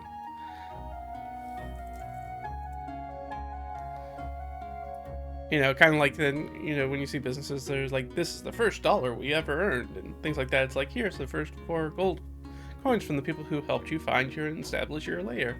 So there's 1 for me, and there's 1 for Delk, and there's 1 for Imbar, and there's 1 for Ott. How does that go over? I mean, it's pretty nice. It's a nice gesture. I know it's not monetarily much. She rolled pretty well. 19. I mean, we've seen Rhinefire's butt like 3 times now, so I mean, you can't be that mad at us. Yeah. Okay. That's a 14. And we got a 19. So we built it by a factor of extra 5. So yeah, he is perfectly fine. Thank you for this very symbolic gift. And feel free to stop by anytime. And let me know what happens with Dren, with whoever comes to take Dren's land. Because I will need to hopefully somebody that I can find an ally with. Well, that would be a good idea. That would be a good idea, Empire. I think you should definitely do that. We will, I guess we'll leave you to it. And speaking of which, let's roll for Gimble. Does Gimble show up? Gimble does not show up, so we're good there. I do need to make some rolls on some arrows, though, because we used a bunch of arrows in those fights. So for Ott, Ott's fine. Imbar shot arrows. She also has D4 of arrows. She shot a bunch of arrows, and her arrow supply is fine. So we don't have to worry about running out of arrows right now, which is good. So everything's looking good. We have our Silver Dragon Wormling installed into his new lair, the Abandoned Shrine. We got a nice piece of rusted plate armor out of it, which maybe we can fix to wear. Otherwise, we could sell it for scrap and for hopefully a nice little penny. At least get some extra money out of that. Of course, we'll have to split that with people, but that's okay. We don't have to worry about that right now. Is there anything else? Should we head back? I keep feeling like we're missing something else here, but I don't know what that is. Let's go back up here. What else do we need? So we did that. So the corrupted water murmur done. Oh, I guess we should check. So Leah will check the armor. Is this also corrupted? Because the other armor we have is corrupted. Because this is actually the second thing of armor that we've gotten from this sort of area. So she's going to do an Arcana check. I'm going to give her advantage because she knows what she's looking for, because we've already dealt with this once. Alright, that's pretty good. 17... what's her bonus? 18... yeah, so that's 22. Alright, will that meet the DC? Yeah, it's going to meet the DC. Yeah. 17, but we did it. So up by a factor of 5. Is it corrupted? Do we want to add any modifiers onto this oracle question? I don't think so. I mean, the fact that it animated by itself kind of makes me think that, well, maybe it's not, if it animated by itself. Or maybe that makes more sense that it did. Let's just roll 50-50. Is it corrupted? Yep. Okay. Alright, well, now we've got our second thing, and this one's rusted. So technically worth less than probably the other one. It is also corrupted. Well, is it corrupted or is it cursed?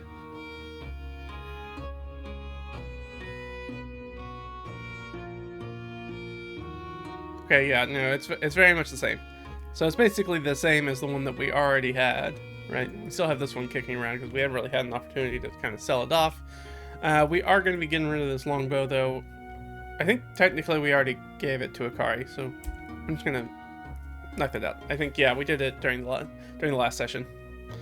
When we asked him, you know, to cash in that IOU and be like, hey, will you protect these people, rehome them, give them sanctuary. We have maps with directions to Goblin someplace.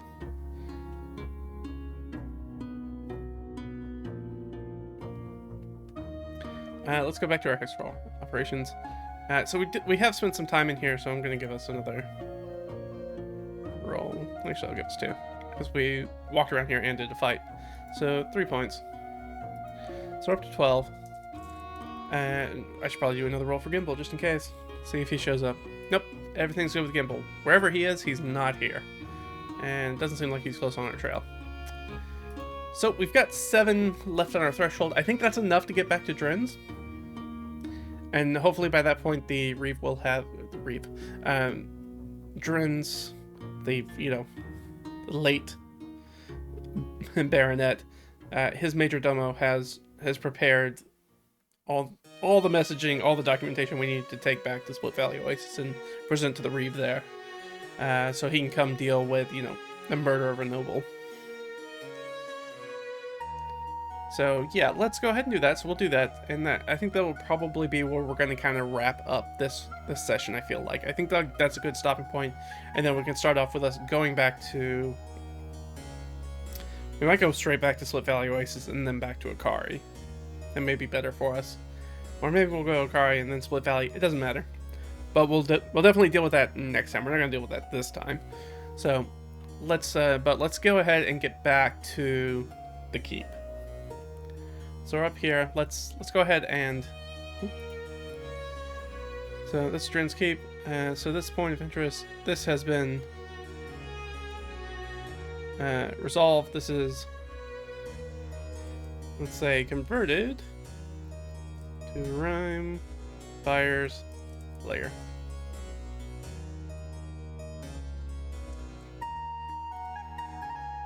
And actually, I am going to take this guy,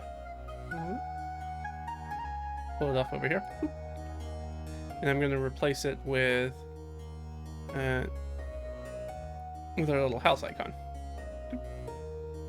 Oh, that is not what I meant to do. Yeah, you don't have to drag. You just need to point. It's a stand. It's a stand. Oop, there we go. So, alright. So let's make it back to Drenscape. Yeah, deceased. He dead. So let's make it back. So on the travel back, it'll take us 1, which is great. Does Gimble find us? No, still far away from Gimble. Good. Hitchcall operations.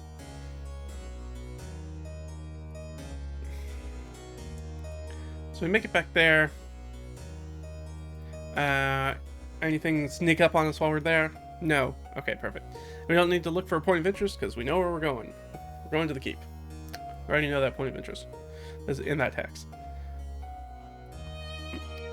Show up. Is there anything weird going on at the keep? I think that's highly unlikely. I think they're expecting us to come back. Yeah. There's nothing weird going on. All right, so we roll up. We talk to the late Drin's Seneschal, his major domo, the person who's Castellan, the person who's taking care of the keep now, until we figure out what to do with it, because we gotta figure out who Drin's title goes to. Ooh, I hadn't thought about that. We don't know if it's a hereditary title or not. As far as we did not discuss Drin having any family, so he might not have a direct heir. That could be real messy. Has he finished? Has the major domo finished getting all the documentation together? He's had pretty much a day to do it, so I think probably almost extremely likely. So +5.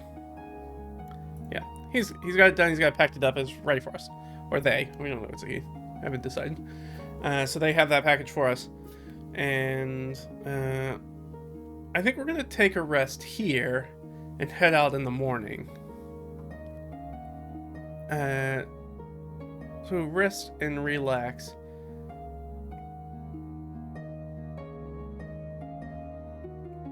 Now,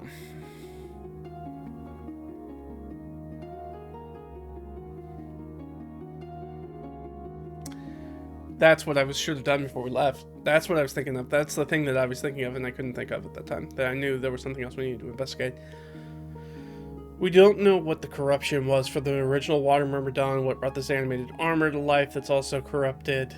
It seems clearly tied to that water shrine, but our first time around we weren't able to find anything about the corruption, and this time we didn't look.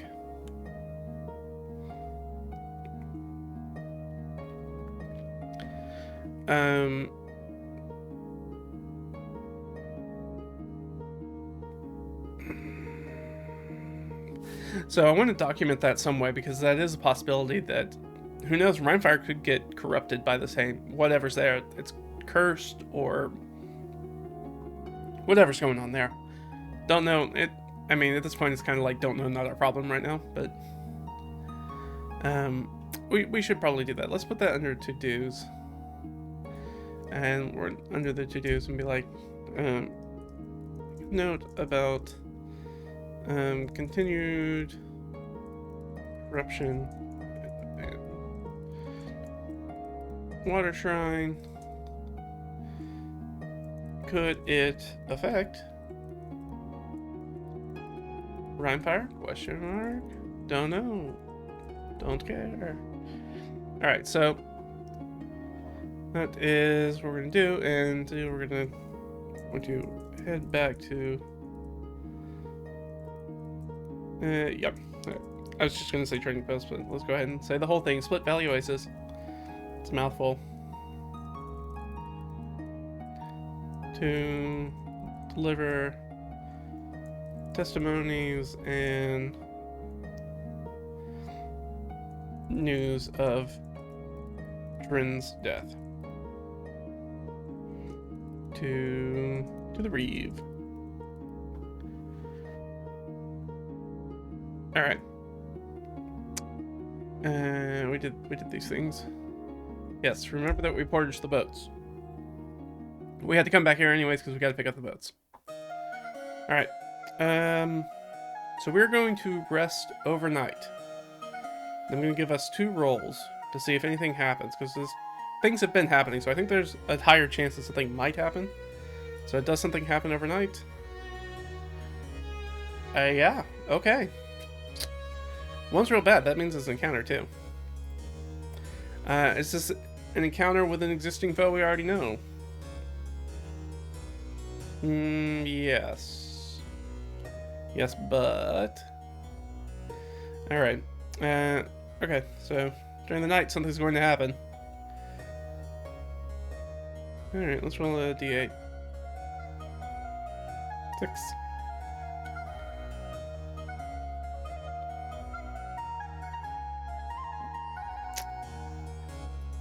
Dren.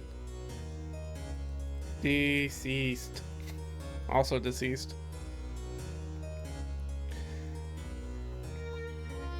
Alright, well, we've got 4 people in here in Split Valley Oasis.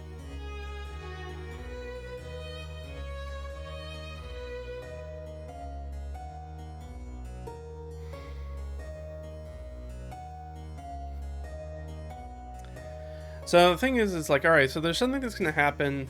Let's roll our d6 for what type of foe that we're talking about.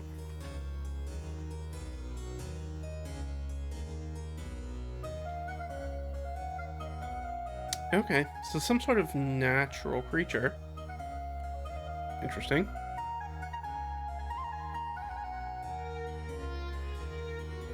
Okay, we're gonna get assaulted by some sort of beast. I'm going to, well, I guess, let's just ask the Oracle. Do we get our level up before that? Yes, okay, so we'll level up. We'll do our level up and then we'll have this fight. Let's figure out what it is though. I am curious. So we'll know what we're walking into next time. Let's do a beast encounter. And let's see, what is Drin's sort of, it's forested hills, so let's put another filter on there for sort of our natural environment. Forest.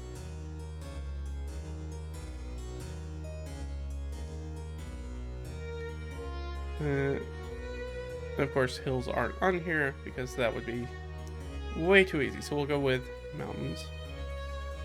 And we'll go with, I guess, urban?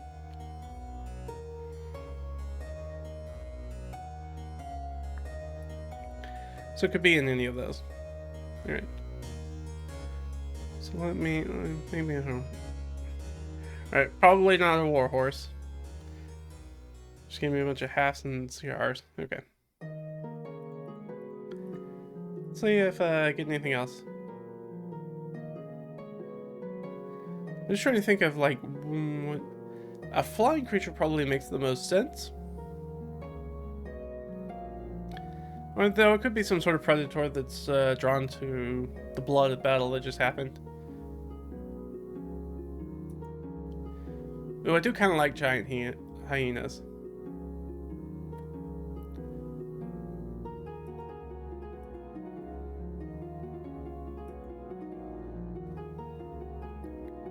Yeah, I like giant hyenas. Drawn by some of that sort of blood scent. So we'll say 1d4 giant hyenas. Ooh, okay, gonna be 4. Well, technically, sorry, they're gonna be level 4 when they fight them. So technically, it should be a d6. Okay. It's still gonna be really hard. It's still gonna be 5 giant hyenas. All right. So we are going to start off the next time with being awoken in the middle of the night as the keep is being attacked by 5 giant, or probably the homes around the keep are attacked by 5 giant hyenas. Let's get up here. All right, let's go down here. So we return to Drin's Keep. And we'll say Major Domo has prepared invitation. Valley Oasis, breathe. Sleep and level up. And rest is interrupted by 5 giant hyena attacking the keep's outbuildings. Yeah, so that's where we're probably going to pick it up next time. It's going to be really interesting. We'll have to figure out whether those giant hyenas were only just sort of like pulled in by the gore and blood of Dren's death and the battles we fought. Which was, I guess, technically just yesterday, like 24 hours ago, or if it's going to be some sort of nefarious creature has sicked them on us, maybe sent us to kill them, because we never know. They could be giant hyenas, could be anything. They could be sort of like were-people, could be anything. We don't really know. But that is where we're going to pick it up next time. Thanks again for coming along with this. This is always a lot of fun. I really enjoy doing this series, and it seems like you guys enjoy watching it, so we're going to keep doing it and figure out Leah's adventure. We were able to finally, in 2 sessions now, 2 sessions in a row, we were able to sort of like stick pins in things that have been sticking around for a long time. Norkruuth done. Rhymefire's arc probably done at this point, which means we can get back to Split Valley Oasis, we can get back to Akari's estate. We're going to be able to sit down, try to figure out a plan to deal with Fargrim, and depending on how far we get, that might be sort of the end of this campaign as far as Lee's concerned, because that was sort of like the driving force for her dealing with her academic disgrace, her disgrace as a sort of research professor. Is one of the things. So dealing with Fargrim and, removing that blight from her and her companion's records is going to be really big. But I think that that may be kind of a stopping point for her, because we've really determined that throughout play and before, just in the nature of who the character Leah is, that she is not really an adventurer, right? She's not doing this because she has some sort of zeal or love for adventure. She's doing it because she's investigating things that have happened to people that are close to her. So I think once we resolve this, I don't think there's going to be a lot of in-character reasoning that's going to be very strong for her to like continue forth and find sort of like external motivation for adventuring. I don't think that's what she wants to do. I think she wants to probably go back to being sort of an academic and focusing on her research and doing things like that. But it will be interesting to see if what happens with Rhymefire, if he ends up getting corrupted by the Water Shrine, because we do know that there is some sort of connection between the research they were doing on the primordial origin of dragons. So basically elemental aspects, elemental chaos sort of aspects, and how dragons came to be. And that was the thing that got their research blackballed. And so now we're basically live experimenting, shoving those two elements together to see kind of what happens, even though we're not going to stick around to observe it because we're apparently not very good scientists. we're just mediocre scientists. We don't really know what we're doing, apparently. Really been like more researching and less sort of experimental. So we'll have to see how that goes. But this has been a lot of fun. If you're looking for more of this content, obviously there is the YouTube channel that has everything for this adventuring series up to this point, as well as other stuff. So if you want to learn more about like how I've done sort of the hex maps and that stuff, and how I do all that stuff, we've also got videos about that on the channel. If you're looking for more stuff or really in-depth stuff on those things, you can always go and check out the website, which is raggedfiend.com. There we go. It's around here somewhere. There it is. Yeah. We should have a new blog coming up pretty soon. It's in the queue. I just need to finish the last little bits of it, and it should go up. So hopefully I'll get that done this weekend. But I've said that before, so we'll see how it goes. If you want to support what we do, obviously there's DriveThruRPG. You've got some pay what you want downloads. You can do that. You can always hop over to our Ko-fi link. That's ko-fi.com/RedRaggedFiend and do a one-time donation or set up for that. You can always subscribe to the YouTube channel, follow on Twitch, social media, Twitter, all the stuff's Red Ragged Fiend. Very easy to find. And we do this pretty much every Saturday, so jump in and you can join me live, or you can catch the YouTube videos later. We've got just the last one just went up, which talks about sort of building a character and focusing on their backstory, about essentially how you can use sort of the ability score rolls and things that you choose in the background, and things like Xanathar's Guide to Everything, This Is Your Life tables, and try to create a character that you feel very comfortable role-playing, and you have a good idea of who they are right from the start of session 1, so you don't have that sort of weird, like, I don't really know who this character is yet thing that can take you, a handful of sessions to figure out. So this kind of shows you how I kind of use it to sort of have a stronger idea about who the character is from the get-go, without having to do a lot of walking back on stuff. But always fun to have you guys in the chat and saying hi and all that stuff. And I'll catch you guys in the next one. Alright? So have fun, and I'll see you later, alright? Bye.